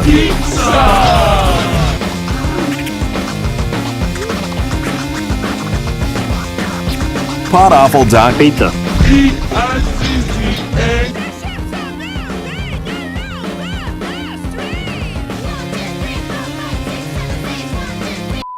But of course, it gets better. Now, again, if I'm not going to cover all the cat stuff, Mersh got a cat. Mersh stole a stray cat from a gas station parking lot. I mean, the epitome of a gas station guy. There's so much stuff. I just don't have time for it all. Not when we have the most amazing kill stream appearance of all time. And that's coming from me. A lot of people have told me that my turn on the kill stream was one of the most embarrassing things ever. That I should feel ridiculous for having appeared. Nobody's ever going to talk about my appearance again. Now, of course, my appearance on the kill stream led to Dick Masterson becoming a lol cow. Now the lol cows are milking Mersh themselves. Some comedians are a comedian's comedian. Mersh is a lol cow's lol cow. Mersh showed up to the kill stream, and famously, he told me that when I was on there, I ate my own dick and balls. Well, Mersh had a few too many drinks, and then he proceeded to shove the dick and balls in. When you go out with adult men and you fucking... And I just sucked dick. Let's take a look. We're going to take a look at some choice clips here. Not the whole appearance. It's very long. Although I do recommend you check out Gay Vampire. In fact, let me hit subscribe there. Gay Vampire on YouTube if you want to see the entire appearance. But let me give you just a little bit of a preview here. Yeah. Mersh is here. Going Yo, on, Mersh. Cheers. Cheers.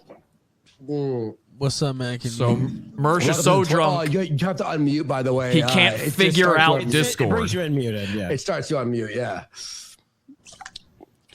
Uh-oh. We'll get him in here sooner or later.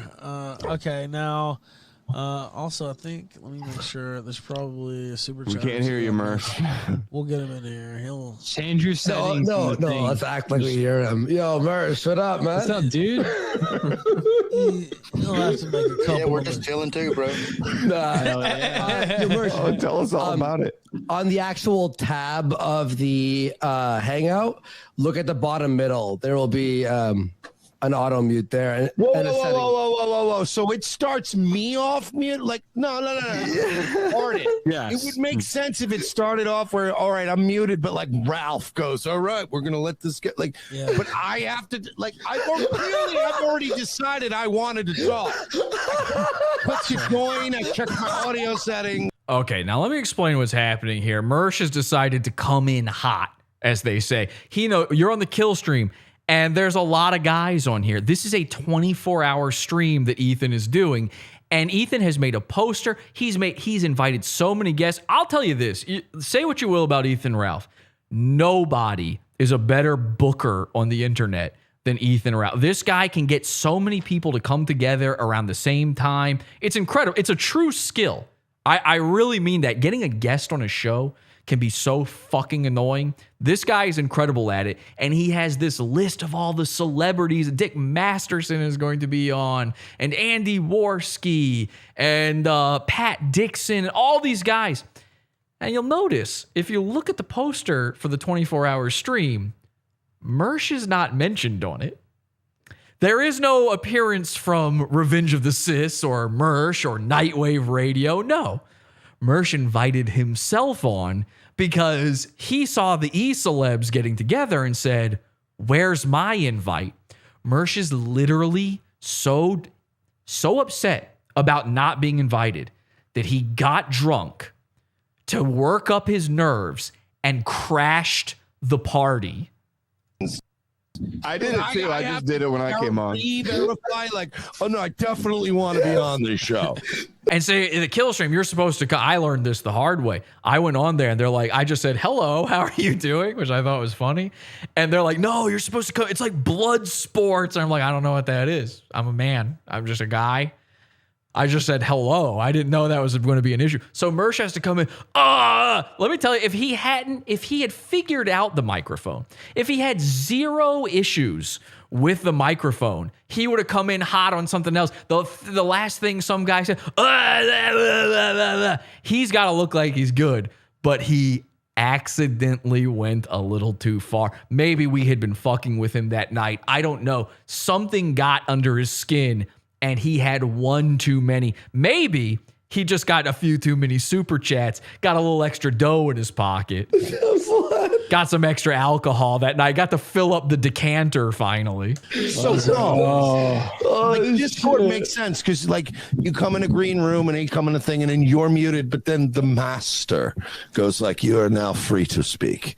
See, and this is, oh man, Mersh he is slimy in some of the worst ways I've ever seen. We know about the Mersh effect. You're seeing the Mersh effect in effect right here. The master allows you to speak. Who's he talking about? He's talking about Ethan Ralph. The master of what? Of planetoid-sized objects? I mean, Ethan's a fine guy and everything. Yeah, I got to see him again live and in person at the Chris Chan event. I don't know if you saw that. One of the final acts of Season Infinity of Pod Awful. I captured Chris Chan in the best angle there was. It was me and Ethan Ralph there, and Chris Chan got arrested, and I got to capture that on film. I was following Ethan Ralph around. I've been stalking him. He's not even the master of his own, weight. He's master of the buffet, maybe. The master of ceremonies here. That's Mersh trying to get a little bit of a compliment in. He's trying to glad hand his way. It's what he did with Dick Masterson. This is what he does. It's slimy, but look, it's working. Ethan's happy. We're not using that word anymore. I'm sorry. I'm not going to say It's a joke. Oh, sorry, you missed it. What's up, dude? How I'm you doing? I'm buzzed as fuck, guys. I I'm just lit. smoked a joint. That's why I left for a bit. I was just smoking a joint. I had half a pint of Jaeger and like 3 or 4 beers. So 24 hours. Let's go. Yeah, I'm kind of drunk, a little high. I just had to clean out a litter box. That's a whole new thing. Yeah, but Mersh, I mean, you used to go on the ground, so at least it's a little bit. He's graduated to the litter box for me. So I saw that you got a cat. Yeah, that's great. Your toilet broke, bro? No, wait a minute, sir, Mr. Dingo. I brought in a cat.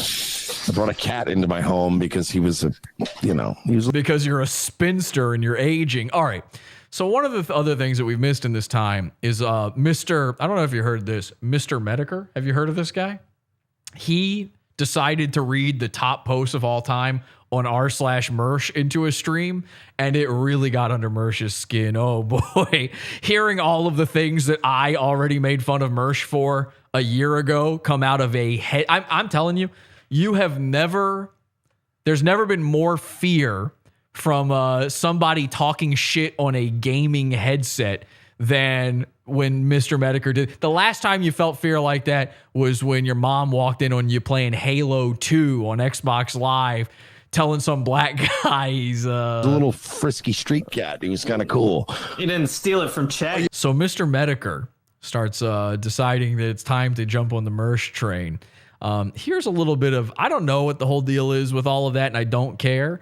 But here is Mersh's take on Mr. Mediker. For some reason, in the middle of all of this, nobody cares, but Mersh starts talking shit on Mr. Mediker.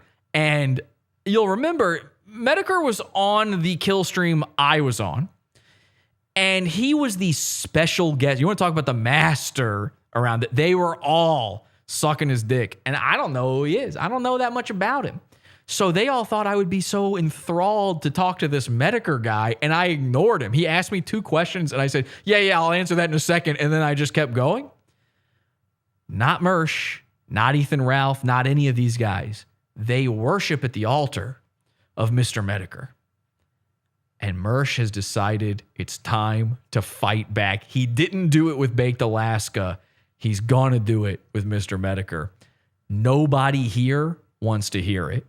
I'll even get my fans to rally around and donate money to that, because you know what, Andy Warski, we don't always agree, but you know what, I know who the fuck he is and I know where he stands, and I would never let a man like that die of cancer. Does anyone in this fucking live chat right now know who Jim is, if that's his real name?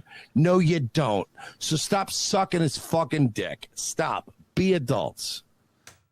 He's so dainty. Yeah, look at how self-satisfied he is with what he just said. He is so proud of what he, oh man, I just told everybody they're going to love this.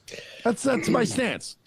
I was just asking questions to be the what's it called? Arbiter.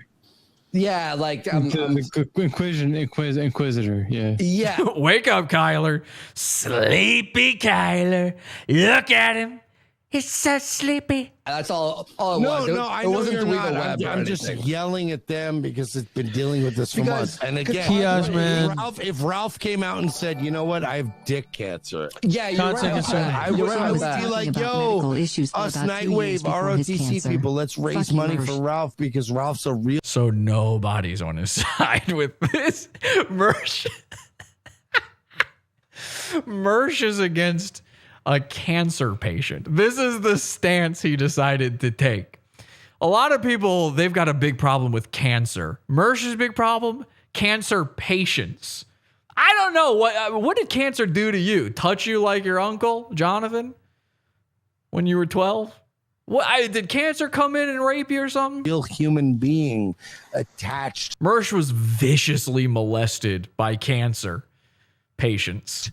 Whether you like him or not, he's attached to all but he's attached to the shit he's done. Like, whether you like him or not, like, Ralph is a guy that has done the things he's done, and Ralph is a guy he's a guy. Everybody's a guy. He's a guy. Face.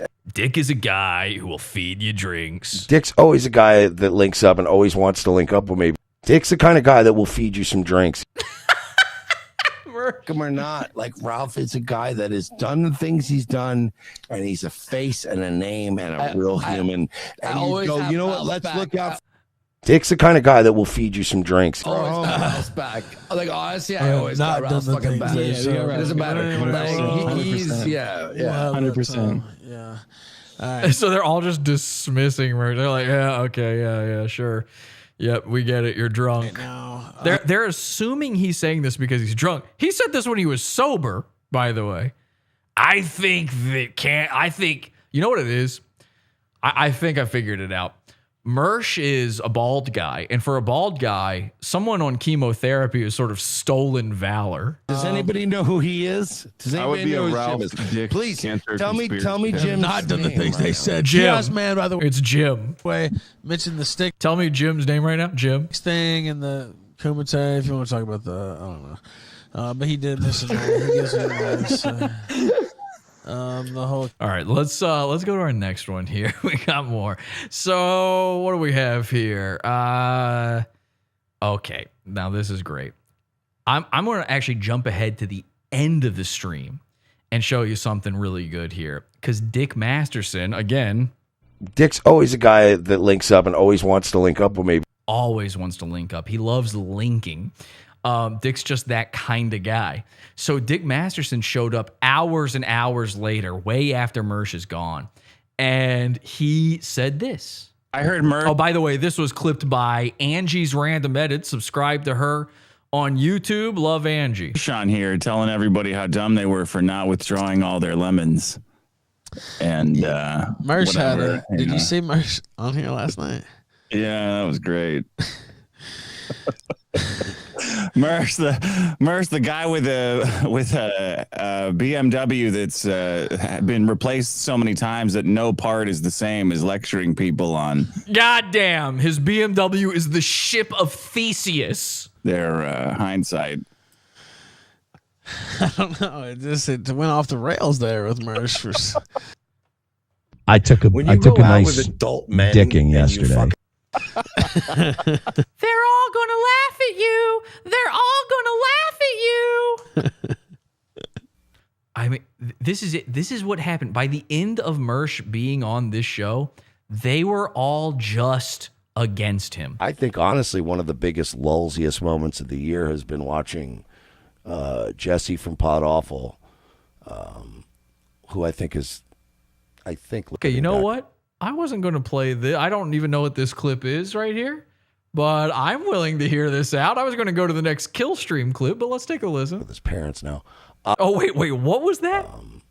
Who I think is, living back with his parents now. You think I'm... You think I'm living with my parents. Mersh, let me explain something to you, buddy. Pull up a seat, okay? Take a knee, sport, all right? Grab your helmet there, sit on it. And by helmet, I mean the one you wear because you're stuck in a bathroom. Mersh, if I moved in with my parents, I'd have to move to Florida to do that. You think your life is bad now? I moved in with my parents. You lived with your sister on a... You got your life together at 40 years old, okay? Today's my birthday, and I'm still nowhere near as old as you, which is, I think, how just time works. But let's listen to this. Rush to go cover the Chris Chan thing and be the exclusive guy. What? And then have the ball snatched out of his hand at the 1 yard line by one alpha Chad by the name of Ethan Ralph. Yeah, the Ralpha male. That is not... I went there to follow Ethan. Ethan was there. We were Kelsey and I were watching Ethan's stream, trying to find him in a mall before the arrest happened. Mersh lives on lies. He feeds off of them. All right, let's goddamn. Let's which presumably if jokes are lies, then Mersh should be the funniest guy on earth. What is he doing wrong?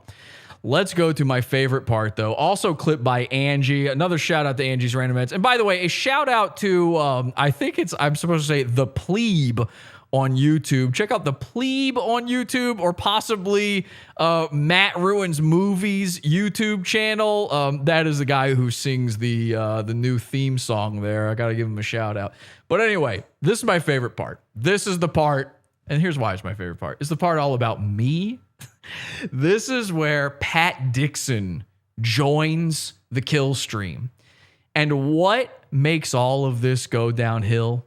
What ruins, like, Mersh was embarrassing himself the entire time for an hour up until this point, yet nothing killed his ego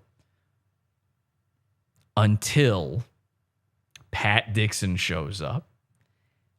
And unfortunately, Mersh cannot help himself. He can't stop himself from telling you how he's connected to other E-celebs. If you don't know Pat Dixon, he's got a show on Compound Media, Anthony Cumia's network, okay? And of course, Mersh is a fan, Opiate and Anthony. So Mersh kind of knows Pat Dixon, but he knows him through me. And in order to tell the story of knowing Pat Dixon, he's got to talk about me. What ruined Mersh's kill stream appearance? Me. And a very well-timed super chat by some hero. I'm willing. Here's the thing. I don't know who sent this super chat in to Ethan's stream, but whoever he is, I'm willing to give you the amount you sent in back. I want to pay for that super chat. It was so good. Wait till you see this. Pat Dixon. Is he here? Oh shit. Is he here? Yo, Pat Dixon. Yeah, I hear you, Pat Dixon. Yes. I love Pat Dixon. He rules. Is that really Pat Dixon? Yeah. That's Pat Dixon, dude. That's Pat Dixon. Thank you. This is Mersh. It's good to see you. Mersh, you're not part of the show. You don't need to introduce yourself to every guest that comes on. Hey, it's Mersh. I know you from, hey, this is Ethan's show. But Mersh has lost it. He's lost the plot at this point. You hear them all going, yeah, it's Pat Dixon. It's Pat. They're egging Mersh on. Mersh is now being milked. You're watching a man lose his friends. Hello. Yeah, Pat. So there's Pat. You know, Pat is an amazing guy, and we were always cool. And then when I showed up to, we were always cool. He didn't know Pat Dixon until this thing he's about to say. We were always cool. Compound Media one day, and he didn't like it. I love you, Pat. Though, like, what did he do? No way. So Ethan's laughing because he doesn't know the story. Ethan doesn't know what he's talking. This sounds like it's going to be a good story, so Ethan wants to hear. Wait, no, what did he do? Hold on, what happened? There's a whole backstory behind that. Wait, did you just show up unannounced though, or were you like invited? Well, we lined it up, and then we showed up to we showed up to there, and Pat Dixon started yelling at me, and then like he literally, it was so funny. Why are you yelling at me? Because we're bringing up Carl, who Alice fucked, which is weird. Carl, of course, from when I met Mersh in real life. Carl dancing or trying to get me to dance like a monkey and screaming the N-word in a bar. Like Alice is here. Mersh's best friend, Carl. Mersh is sort of the Lenny to Carl's Carl. She fucked Carl. And then like I brought Carl to the Compound Media Studios. Now, Angie says Mersh means Jesse PS brought them. That is 100% accurate. What happened was the day I met up with Mersh and Carl and all those other guys, I thought, wouldn't it be fun to go visit Compound? I know that Mersh loves Anthony Cumia, and I didn't know that it would be a problem or anything. I wasn't trying to get anybody in any trouble, but I just thought, wouldn't it be fun if Mersh got to see the Compound in real life? I happen to have connections there. I've been there many times. So I called up my friend Pat Dixon, and I said, Pat, can you get us into the Compound last minute here? I know you guys are closed up and everything. He said, all right, sure, no problem. He said, he talked like Popeye to me. He's like, I can do that for you. Well, I guess I can. I like Pat. Pat's a nice guy. He's had me on his show a few times. So, Pat, but he does talk like he's like, I don't know if he's got like a Bell's palsy or something. Maybe he got vaccinated, which is, by the way, the safest thing you can possibly do. Vax Max all day. The vaccine is what saved me from Crowder-David's disease. Get vaccinated. We love here on YouTube. We love the vaccine. The vaccine is very safe and beautiful for everyone. And it did not. I want to. A dirty lie that Mersh told was that Pat Dixon got Bell's palsy from taking the vaccine. Do not repeat that anywhere. Okay, that is a lie. That is misinformation. And Mersh should actually be fired from YouTube. Susan, are you still there? So that's not a two-way street thing? Okay, anyway. So I thought, wouldn't it be funny to take him there? We go there. And then Pat is he's got a very keen eye, despite the fact that one of them is a Popeye eye. He's got a very keen eye. He immediately detected something wrong with Carl. That was my first clue, was Pat was like, I don't like this guy.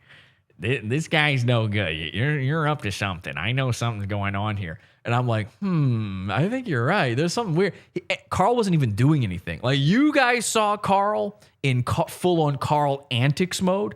Pat, he was just standing there. He was being normal. He was being quiet, but he could smell it on him. He saw something. He was like, nah, something's wrong here. And to this day, I've talked about it on my show. Like, the Pat, one of the greatest.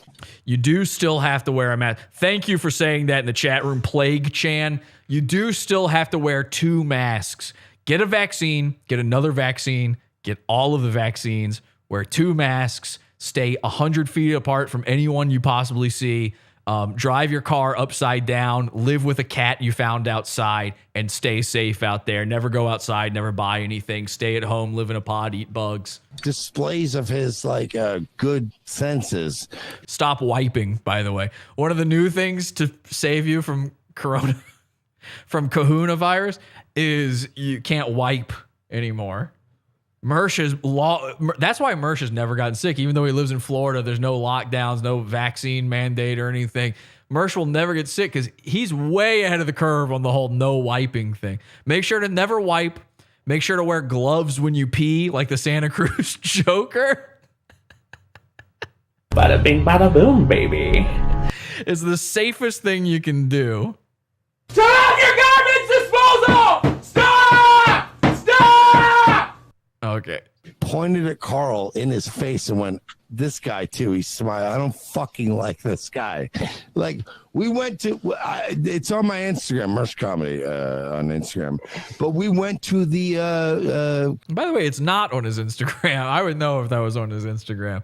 I have photos. You know what? I've got photos of it. I could, I'm going to have to do some fucking scrolling here, but I bet you I could find these photos. Compound Media Places, and Pat was the only one there, and he started yelling, and he was very mad.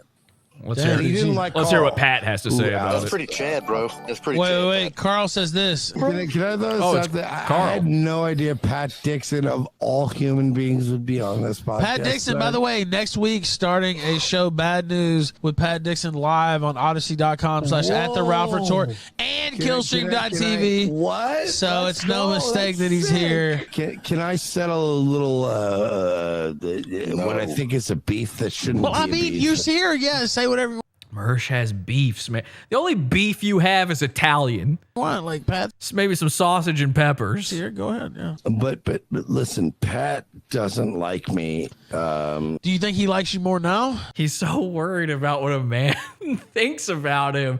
Dude, nobody likes you. Have you ever been to the internet?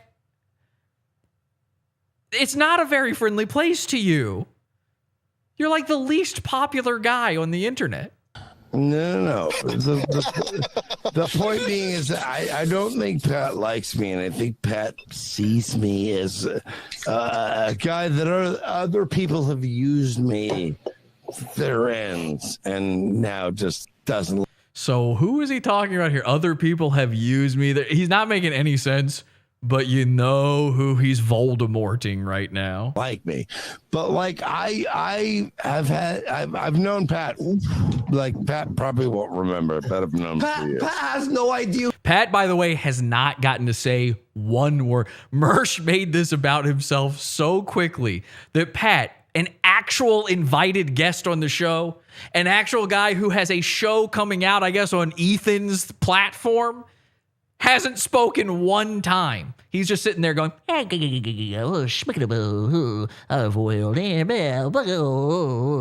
are, Mersh? Andy just fucking annihilate. Pat doesn't know who you are, Mersh. I have no clue who Pat is myself. Hang on. Pat's been going through his Rolodex for the last 2 minutes going,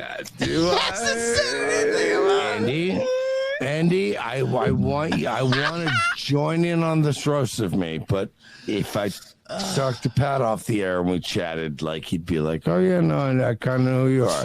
So it's a thing. Yeah, go ahead. Can we let Pat talk, please? Ways. All right. Oh, okay, so we're going to let Pat talk, but I do want to show you this real quick. I found the photos. We've got, there's me, and there's big fat Mersh. Look at that belly. I wish I could get this better for you. And then there's that weird little goblin friend that Mersh had, the Italian goblin. And then here's Carl. This is what Carl looked like. He was just standing there wearing a jacket and glasses and a hat. And he looked so fucking, he just looked normal. He just looked like a normal guy, and Pat sniffed him out immediately. Immediately, he knew. I don't know how he did it. It's actually incredible. I mean, this dude named Jesse Pop. His name, it's not Jesse Pop. It's some other name. Jesse. Pod Awful TV. Jesse. Nobody ever remembers PS. I remember when I went on Pat's show, Pat was like, welcome my guest. Because all he ever does is say Jesse. No, nobody says PS. They're like, Pod Awful. That's not a name. I'm Jesse Pod Awful on Facebook, so people think that's my name or something. TV. It's Pod Awful TV. Yeah. That's right. Yeah, Pod Awful. He's great. He seems like a good guy or whatever. He said he had a friend. See, I'm great. Some would say I'm the greatest guy.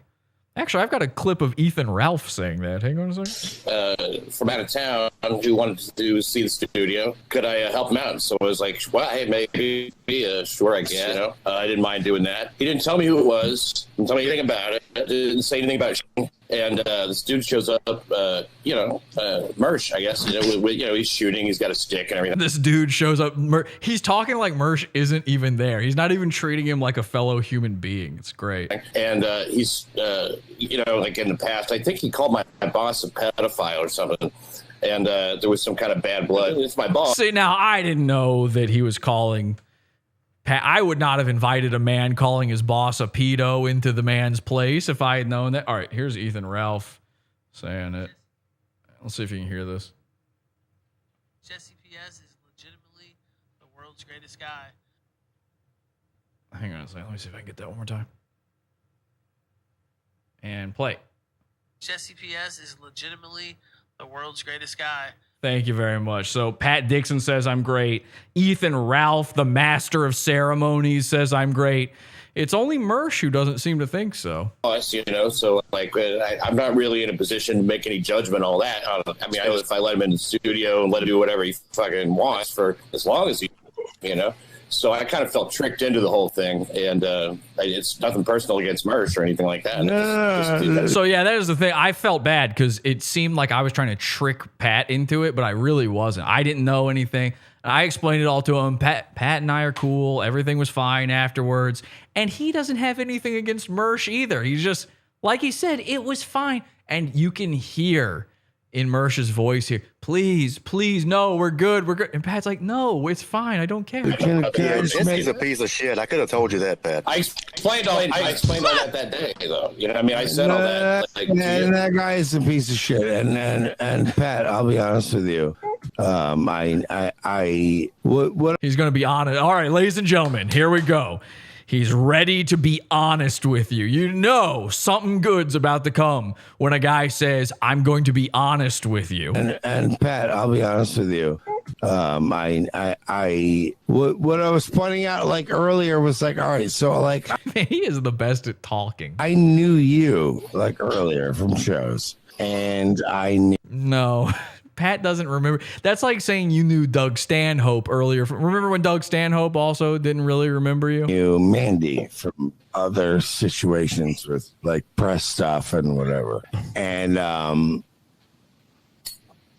I was not led to believe that you were going to be involved in like whatever was like being led. Like here's the thing. I have a beef with Anthony, whatever. Like, No. Anthony Cumia has no idea who you are. Anthony Cumia's beefs are with the police and Twitter. Anthony Cumia has a beef with a black woman and I think some little girl he dated or something. I'm not calling him a pedophile. I don't know nothing. But Anthony Cumia, he don't have a beef. In fact, I know I'm friends with, best friends, Ryan Katsu Rivera, who is he goes and hangs out at Anthony Cumia's house, his mansion. He goes there and does karaoke with Anthony Cumia. The man knows Cumia. I said to Ryan, I heard this. I says to Ryan, Ryan, does Anthony Cumia have a beef with Mersh? And Ryan said, he doesn't know who Mersh is. I could have reached out to Mandy at the time or you at the time and been like, oh, I want to be. Well, but why would you? It wasn't on the docket for you to go to Compound. I had an in and said, oh, okay, I'll take you there. This might be fun for you. You might enjoy this. Why would you reach out to anybody about doing this? Like it was this insincere, like, oh, let's like these guys want to come in or whatever. These nuts. And I could have reached out to you at that time. Okay, we got a call in here. Lenny in the call-in channel here. Hi, Lenny. He wasn't expecting this. Hey, what's up, man? By the way, hey, congratulations to Lenny. Lenny had a bar mitzvah, and I was invited to it, and it was a beautiful ceremony. And they took a little too much off the top, I got to say. I didn't know. I thought that was the bris where they did that. But it was absolutely wonderful. Thank you so much for inviting me. Pics on my Instagram, by the way, @PodAwful. Absolutely. Hey, first off the bat, just want to say happy birthday. Oh my God, thank you so much.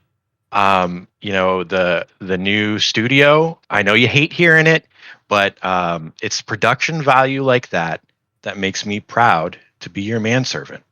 Thank you. Lenny did graduate to manservant recently.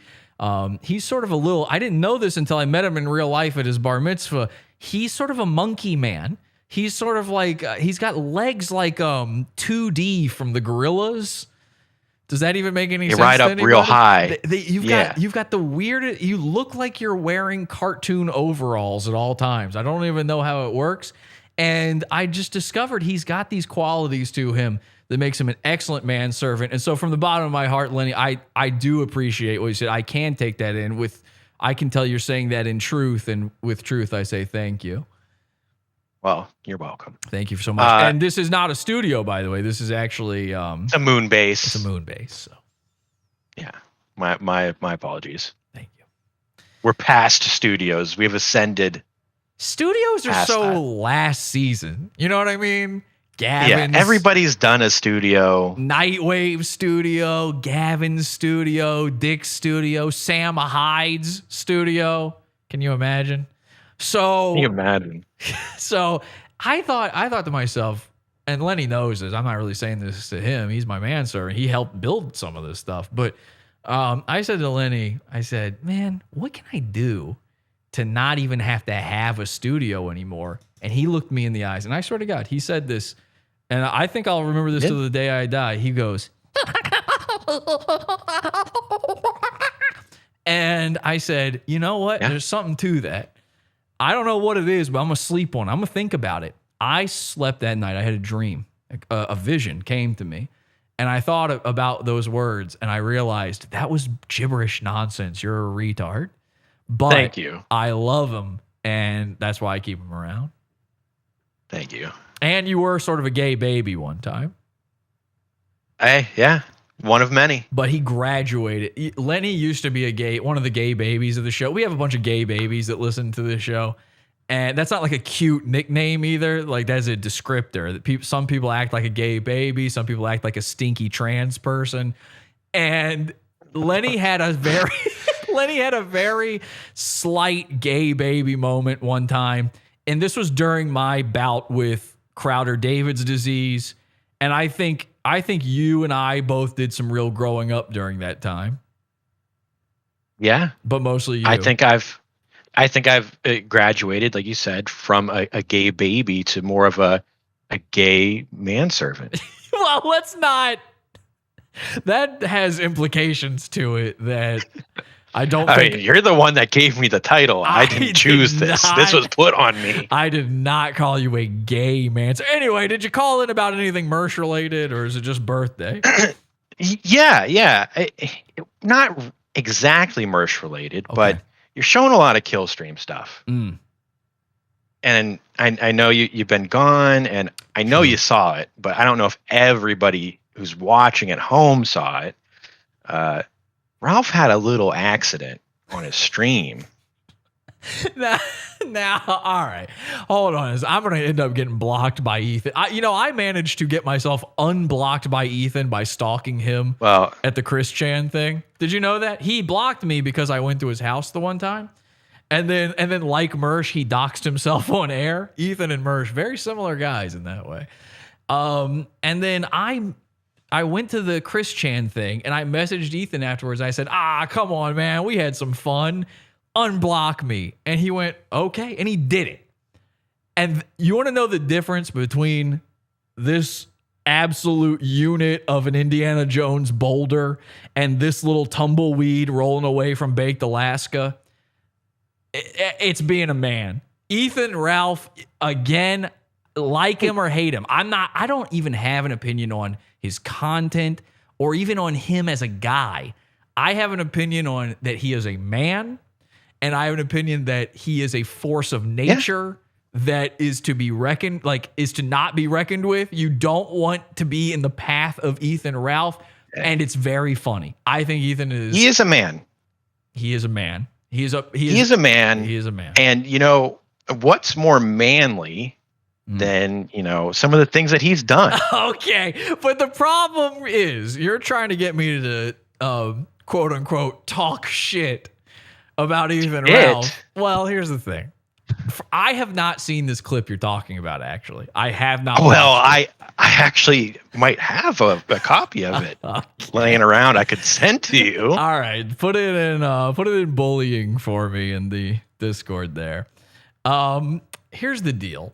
From what I understand, Ethan during this 24-hour stream at one point may or may not have. He allegedly. People have alleged that Ethan farted so hard he pooped his pants till his pants fell off and everyone laughed at him with the poop in his pants. It was real bad. Now, here's the thing. I don't know if I want to talk about this. Because here's something you don't know, even as my manservant, my gay manservant, Lenny. Here's the thing. All right, we've made fun of Davey Crocco for shitting himself awake before. That was real. That was real. Ethan Ralph was on a 24-hour stream. And he held up pretty well during it. And he's a big bloated... Like a man. He's a big bloated boy. And the fact that he was able to do anything like this is an athletic feat in a way. He's sort of like Chris Farley, where he's like he's somehow fat, but still powerful and agile. And so you should see this guy. When I went to the Chris Chan arrest, I tried to run up to Ethan afterwards, and he was like, beep, beep, beep, beep, beep, beep. He's like, he gets that momentum going, and there's no stopping it. He's kind of a juggernaut-like phenomena. He's an unstoppable force. I am an immovable object, and I think that's why we have this odd relationship.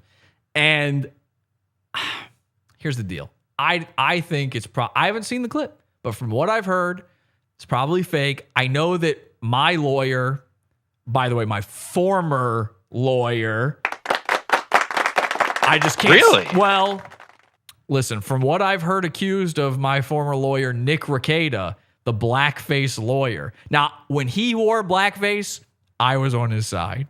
Amazing. When he defended a sexual predator through the internet, but not in a courtroom, I was on his side. But when legal genius, legal genius, absolutely, strip mall legal genius. But when savant. When he went after Ethan Ralph, what Ethan Ralph has alleged about him, if it's true, he should be disbarred. Because, and again, I say this, he was my lawyer. I kept him on retainer. And I have finally ended that retainer, unfortunately. But I am shopping for a new lawyer. I haven't heard these allegations against Nick Recchietta. Well, so Nick Recchietta goes on his stream. Well, plays, I don't know. I don't know if you can talk about Nick if you're not going to talk about Ralph. Hey, I'm talking about both. I'm going to play the clip, but I think some context is needed here beforehand. Because I'm going to be seeing this for the first time, so we're going to enjoy this together.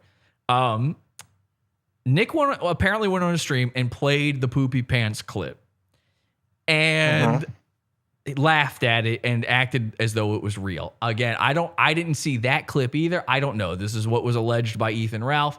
Ethan then went to Twitter and he got very mad about this and started calling out Nick about it. I think they've ended up blocking one another, or Ethan blocked him. He talked a lot of shit. Now, I said, one of my favorite parts was I actually quote tweeted Ethan, and he responded. I said, the incredible thing about this is that this is something that is possibly credible.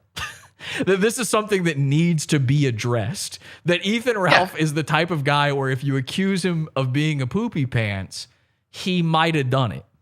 And Ethan replied that no, that's not what's going on. That Nick is like a snake in the grass and stuff. Ethan then went on to his own stream and he alleged, I don't know if this is true, this is allegedly. He alleged that not only has Nick Recchietta never actually been a part of any court case inside a courtroom, which I have claimed that before, but I don't know that it's true. Are there any other types? I don't know. But he also alleges that Nick was his lawyer for a time, and he apparently broke the client lawyer confidentiality. What is that thing called? I'm like I got Down syndrome. I'm behind on Better Call Saul. I haven't got to that part yet.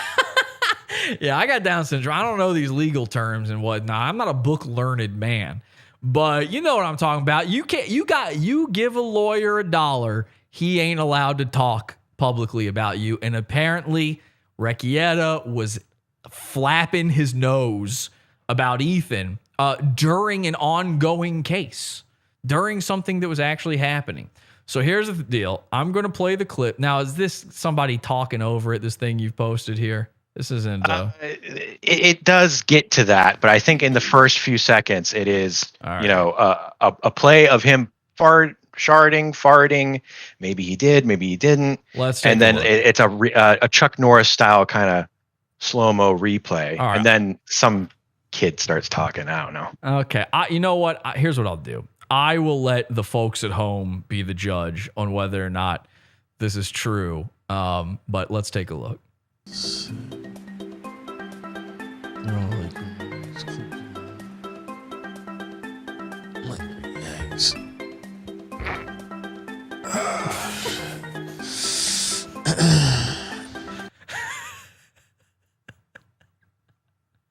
Okay, that nigga farted.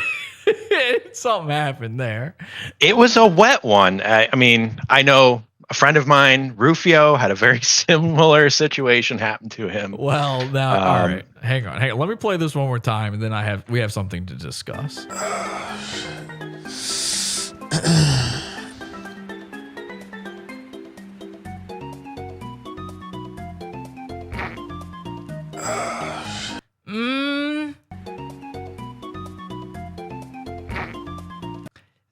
Now, here's the problem I'm having. He's a great big fat guy, right? Yeah. Great big fat guys make noises like that out of their mouths. And it would have to be so loud for it to be picked up by that microphone. That's a Rode Procaster. I know What that kind of mic? Yeah, okay. You know the mic. It's not picking up room sound, is it? That is the microphone I used on the show for like 10 years. Is the Rode Procaster. It's shotgun style. You got to be in front of it to get noise to happen. And look, he goes. He's going. Okay, yeah. He doesn't have a pop filter on there, so a plosive like that, it might get picked up. See, that's it. He even goes. You know, when fat guys kind of hold their breath and move, a little bit of pressure goes between their sinuses and their throat, and it makes like a weird Fat guys are a system of gas-filled bladders that are constantly and listen, he was on there for 24 hours. He absolutely farted and shitted his pants. Okay? I don't think it might not have been that It moment. just wasn't then. You didn't hear it. He was, Mersh sits there in his own unwiped ass constantly. You think Ethan Ralph hasn't sat there on a turd burger occasionally? 100%. He's done it. I hate to burst your bubble. I don't think this is it. Unfortunately. Well, I think after listening to your opinion about the microphone and hearing how clear it is, I tend to believe that you're right. That was a very high-pitched fart, and those aren't usually that loud. There is. Did you just fart? Huh? Did you just fart? No, what? Right after you said, and that wasn't that loud, I heard in the background, and guys, roll back the tape on this. I swear I heard in the background. Nah. What was that sound? Do you have a pet goose? I've got a cat. My cat. Oh yeah, a cat went. Yeah. Now here's the thing, and I'm not trying to press you here, manservant, but I don't care if you farted or not, and I don't care if Ethan did, and any of the other poopy pantses out there. Because listen, it's happened to the best of us, right? Rufio. My good friend Rufio. I don't know that was a wet fart. We'll talk. Listen, we'll do a whole show about Rufio.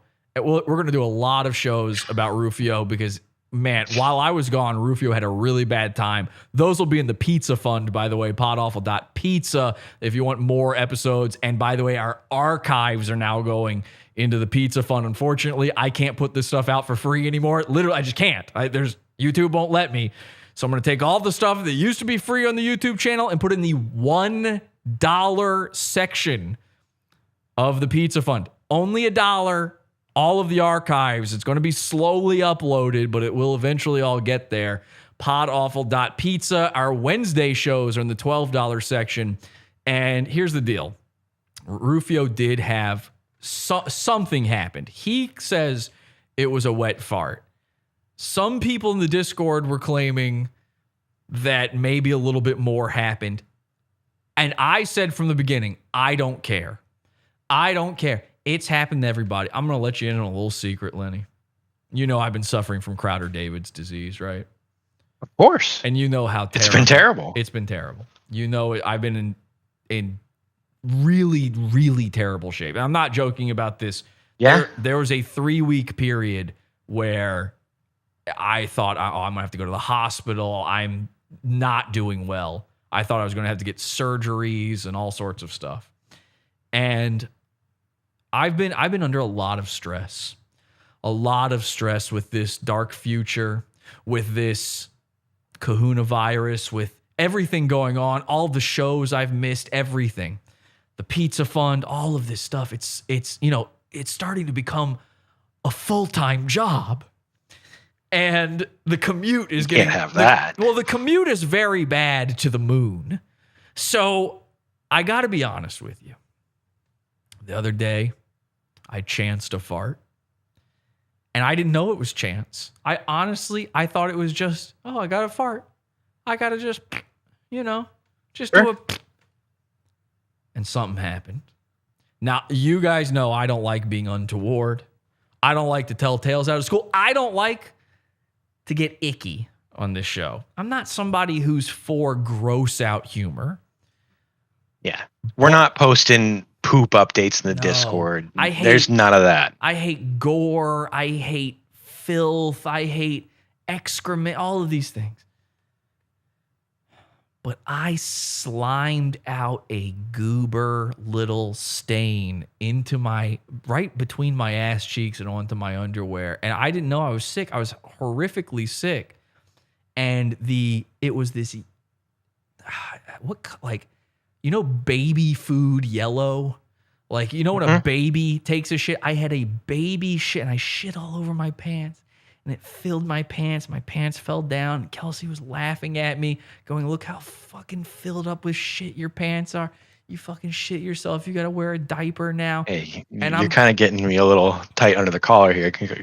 Let's cool it with that kind of talk. There was you ever have those Slimer turds where they have like the skin that's on top of a pudding or a gravy on it? Like there's layers, there's viscous layers to it. And now it was just a tiny bit. It was just a shart, but I could feel the layers. It was sharp. You ever have a sharp fart where it hurts your butthole from the sharpness? It was one of those. And then I went upstairs. It's hard to describe. I went and I sat down. I was like, okay, let's see what's going on. I didn't have to poop before that. I had pooped already. I had defecated into the toilet bowl. I'm a white slave. I'm a white slave. I'm a white slave style. I filled the toilet with normal human feces. Okay? Okay? Yeah. Normal human feces. And I like 2 hours before that, I had shoved a turd log down the toilet drain like it was nothing. And I don't mean to be gross here. I had no need to go. And then I sit on that toilet and it just rained out of like a heavy downpour out of me. And I suddenly became anemic. I could barely stand. The color left my face. I was horrifically ill. And that was after not sitting there for 24 hours, putting on the greatest show of all time, the Mersh Drunk on the Kill Stream show. So, if Ethan Ralph shit himself, well, then I say, 07 to you, master. 07.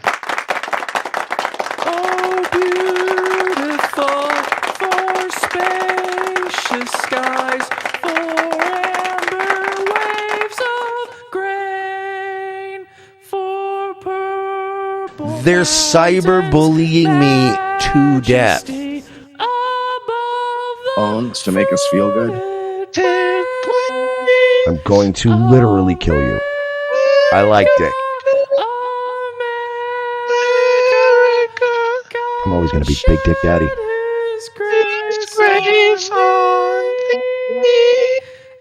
Owns to make us feel good.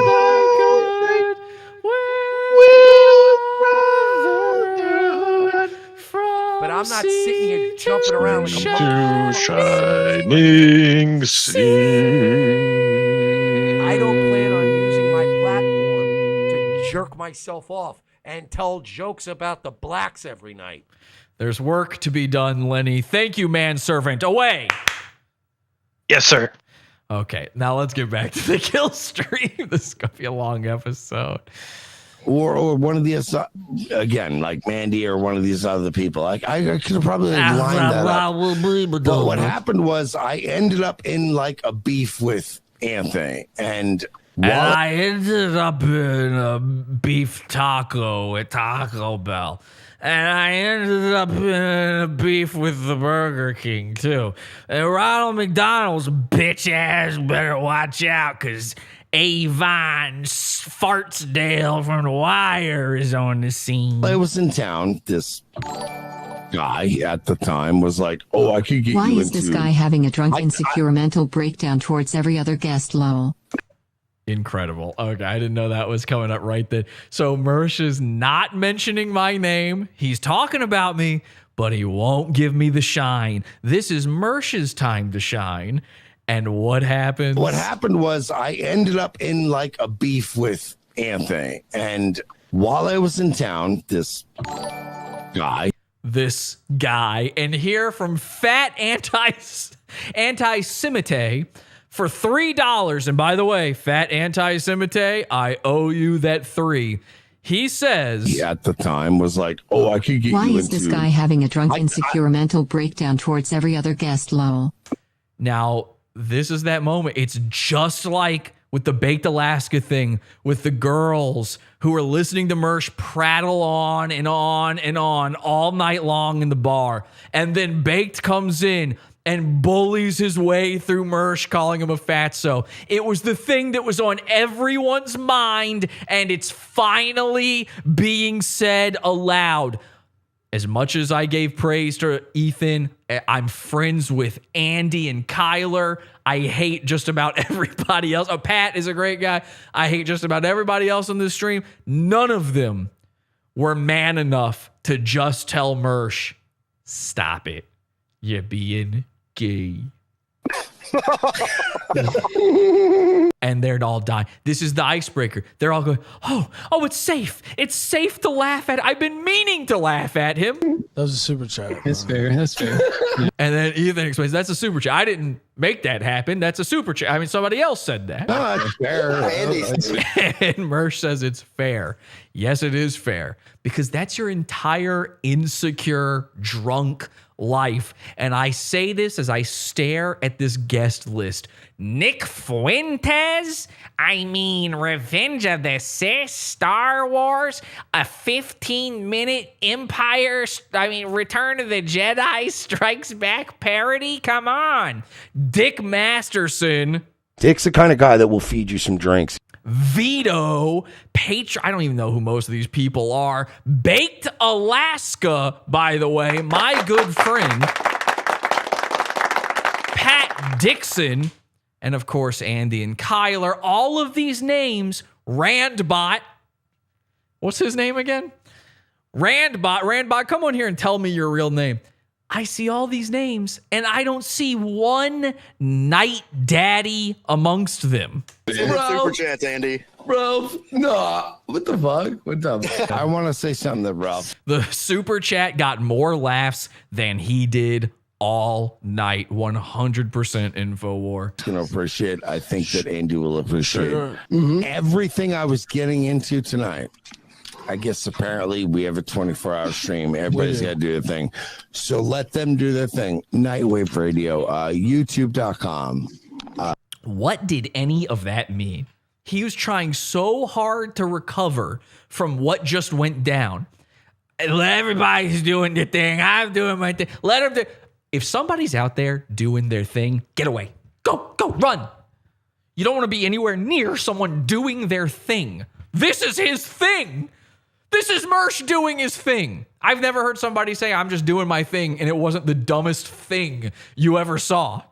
You want to see somebody whiff it at life? Watch them do their thing. Go look up Nightwave Radio. I'm going to explain the whole backstory of the Pat Dixon thing. It's explained. Pat already did that. Now he is literally going, this isn't working out for me. Time to instead, fuck Ethan, fuck all these guys. It's time to leech the viewers over to my shitty stream, which, by the way, didn't work. Ooh, those numbers, not looking good, Mersh.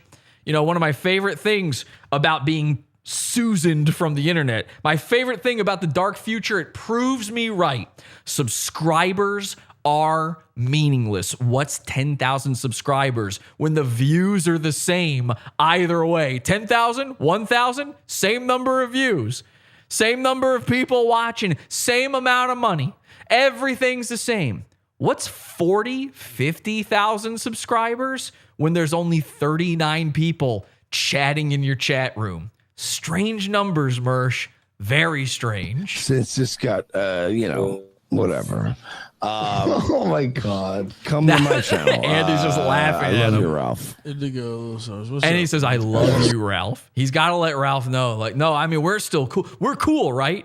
Mersh is the eternal "we're cool, right" guy. Every time he leaves a room with people, so we're cool, right? You and me, we're cool, right?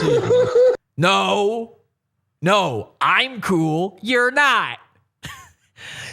We're fine. You and I are fine, but you are certainly not cool. And peace out, Mersh. And so this is the most incredible part. Andy, like, Mersh is clearly wrapping up. He's clearly trying to get out of there from how embarrassed he was over that chat. And Andy's trying to speed him along. Andy is telling them to hit the old dusty trail. Andy, mwah, I love you, brother. This was amazing. Want to hear the story? Yeah, we'll make it happen. Do they want to hear it or? Even Ethan's like, do they want to hear it? Is it a story? It's not really. You've never heard me tell the story on this show, and it's my story. I've never told it. You know why? It ain't worth telling. Are you like abandoning ship? So are you abandoning ship? Well, no, I am abandoning ship. And no, he's abandoning ship. Yeah. Wow, this is incredible. This is the moment we've all been waiting for. This is the moment where the lol cow becomes the lolsiest cow. Yeah. Well, when the goons goon the goon. Yeah. What am I going to hang out while Alice is explaining? Like, I didn't fuck Carl. Like, I did. I mean, it seemed like this super. Now he's mad at a girl for having sex with his friend Carl. Now, one thing that got left out in all of this is Mersh had a horrific freak. I don't know if it's coming up here. I don't think it is. But he had a horrific freak out on a girl who had sex with Baked Alaska. And he demanded that she tell the world, Baked Alaska raped you. Baked Alaska raped you. And she looked into the camera and she said, no, he didn't. And Mersh melted down. He thought this would finally be his chance to get back at Baked. God, was he wrong. Everyone starts freaking out on him. Everyone's going, Mersh, what are you doing? Stop this. You're accusing a man of rape right now. The woman you are saying is his victim is here saying she willfully had sex with him, something your Uncle Jonathan doesn't understand. Happy birthday to the BMW, though. So I gotta know, Mersh, was it worth it? Did it work out? Are the trolls still making your life better? Chad threw you off your game like you were like mid-sentence or whatever. No, we were doing it, and then Alice showed up. Like, look, dude. Seemed like it was the super chat, not Alice. Don't bait me. That's when his eyeball went AWOL. Into making this your money show. I'm just saying, man. I'm just saying. It's fine. So now he just made it about money, and now he's doing what I did. He's doing the Hollywood Mersh routine to Ethan. I'm just saying, the super chat seemed to get you, man. No, we're out. So, you seem like you're a little drunk, Mersh. But, yeah, I am. I'm just saying, homie. Whoa. We will go. It's fine. What are you mad about? You'll get more views, bro. You just said it yourself. All right, who's leaving? It's the question. Like, what happened? Now Kyler's like, okay, who's leaving? Mersh, aren't you leaving? This is what I used to do when we would do a hangout show, and I'd get some weirdo calling in, and he'd be like, hey, Jesse, I'm in the line. And I'd be like, okay, thank you. 07, thank you for your service, soldier. It's been great having you, but we're through here. Thank you, Mersh. Time to hit the trail, buddy. Now, like, what is going on? Mersh, peace out, bro. Peace out, Mersh. It's happening.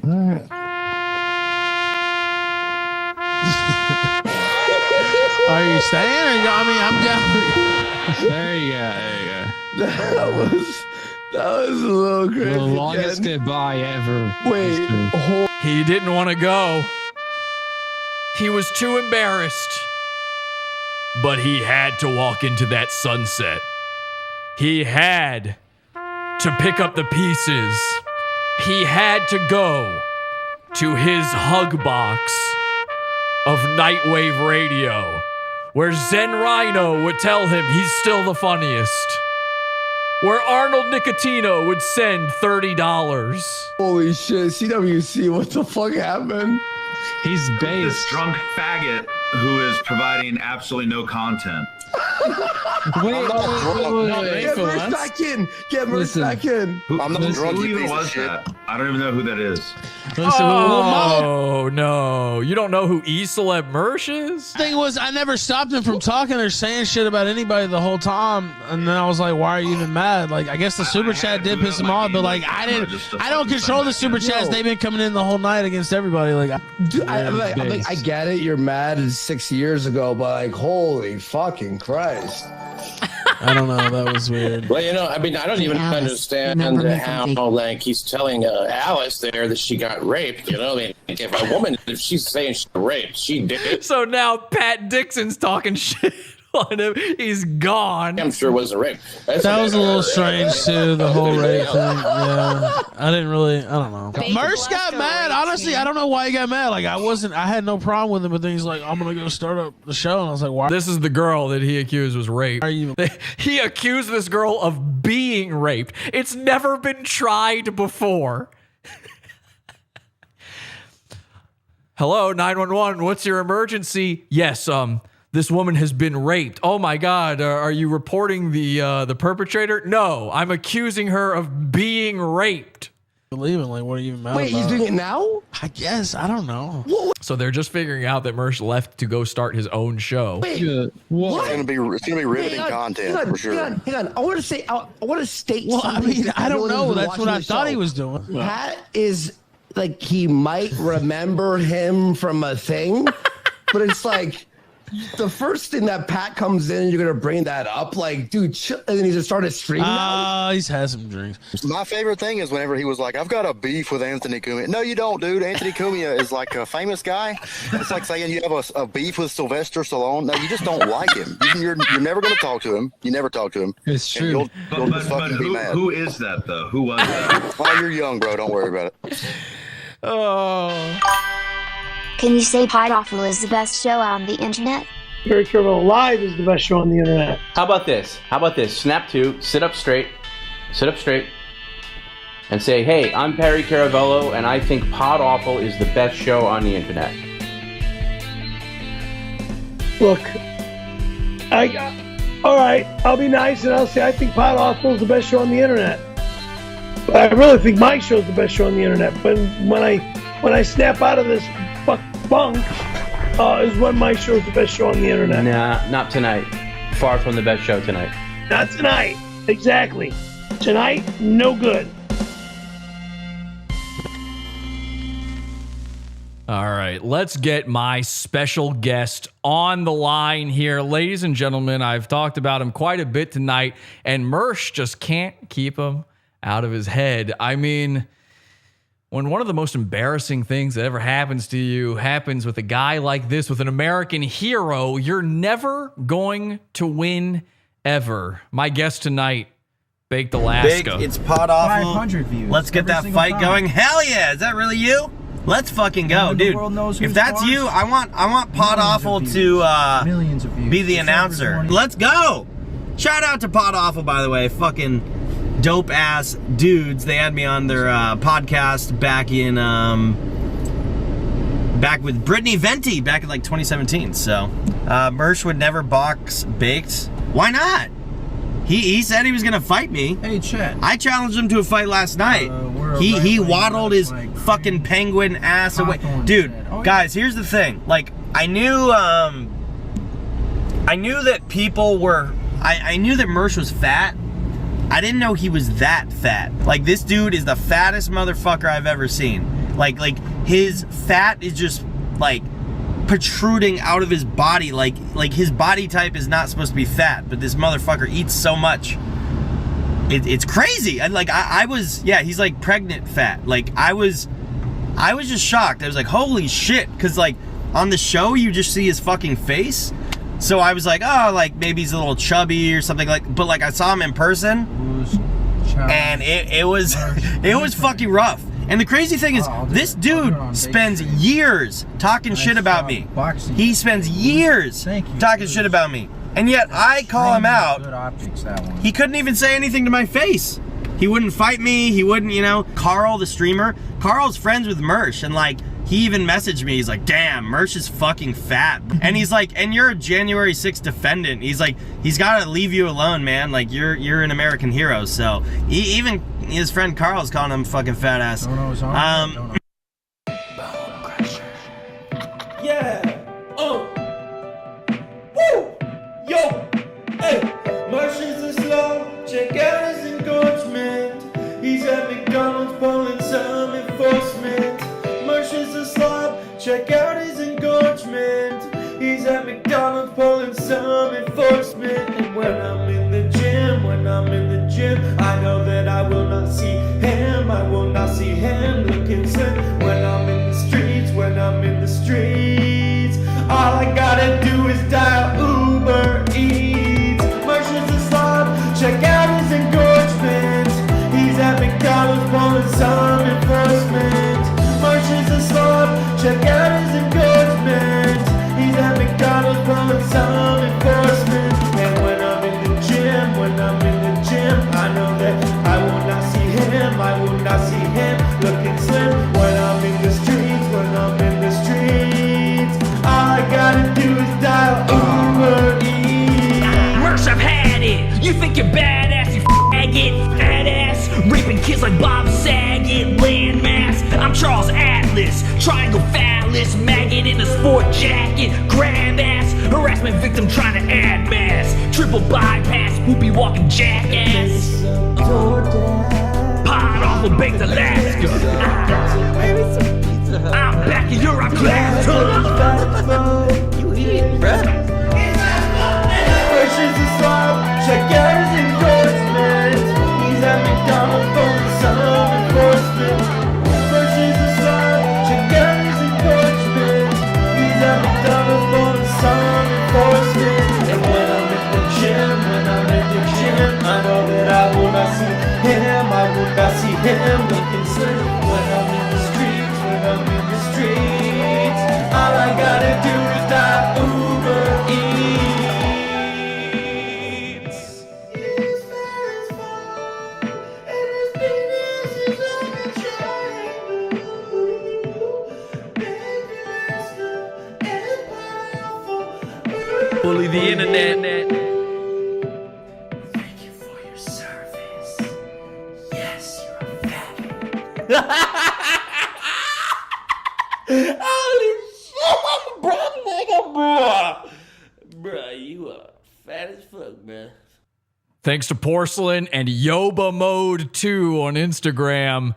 Until next time, have an awful day. Head over to podawful.com/iTunes and subscribe to us on iTunes. We're live every Sunday, Wednesday, and Friday, 8 p.m. Eastern at podawful.tv. Love the show? Keep it going by donating to the Pizza Fund. podawful.com/support. And anything else you need is at podawful.com.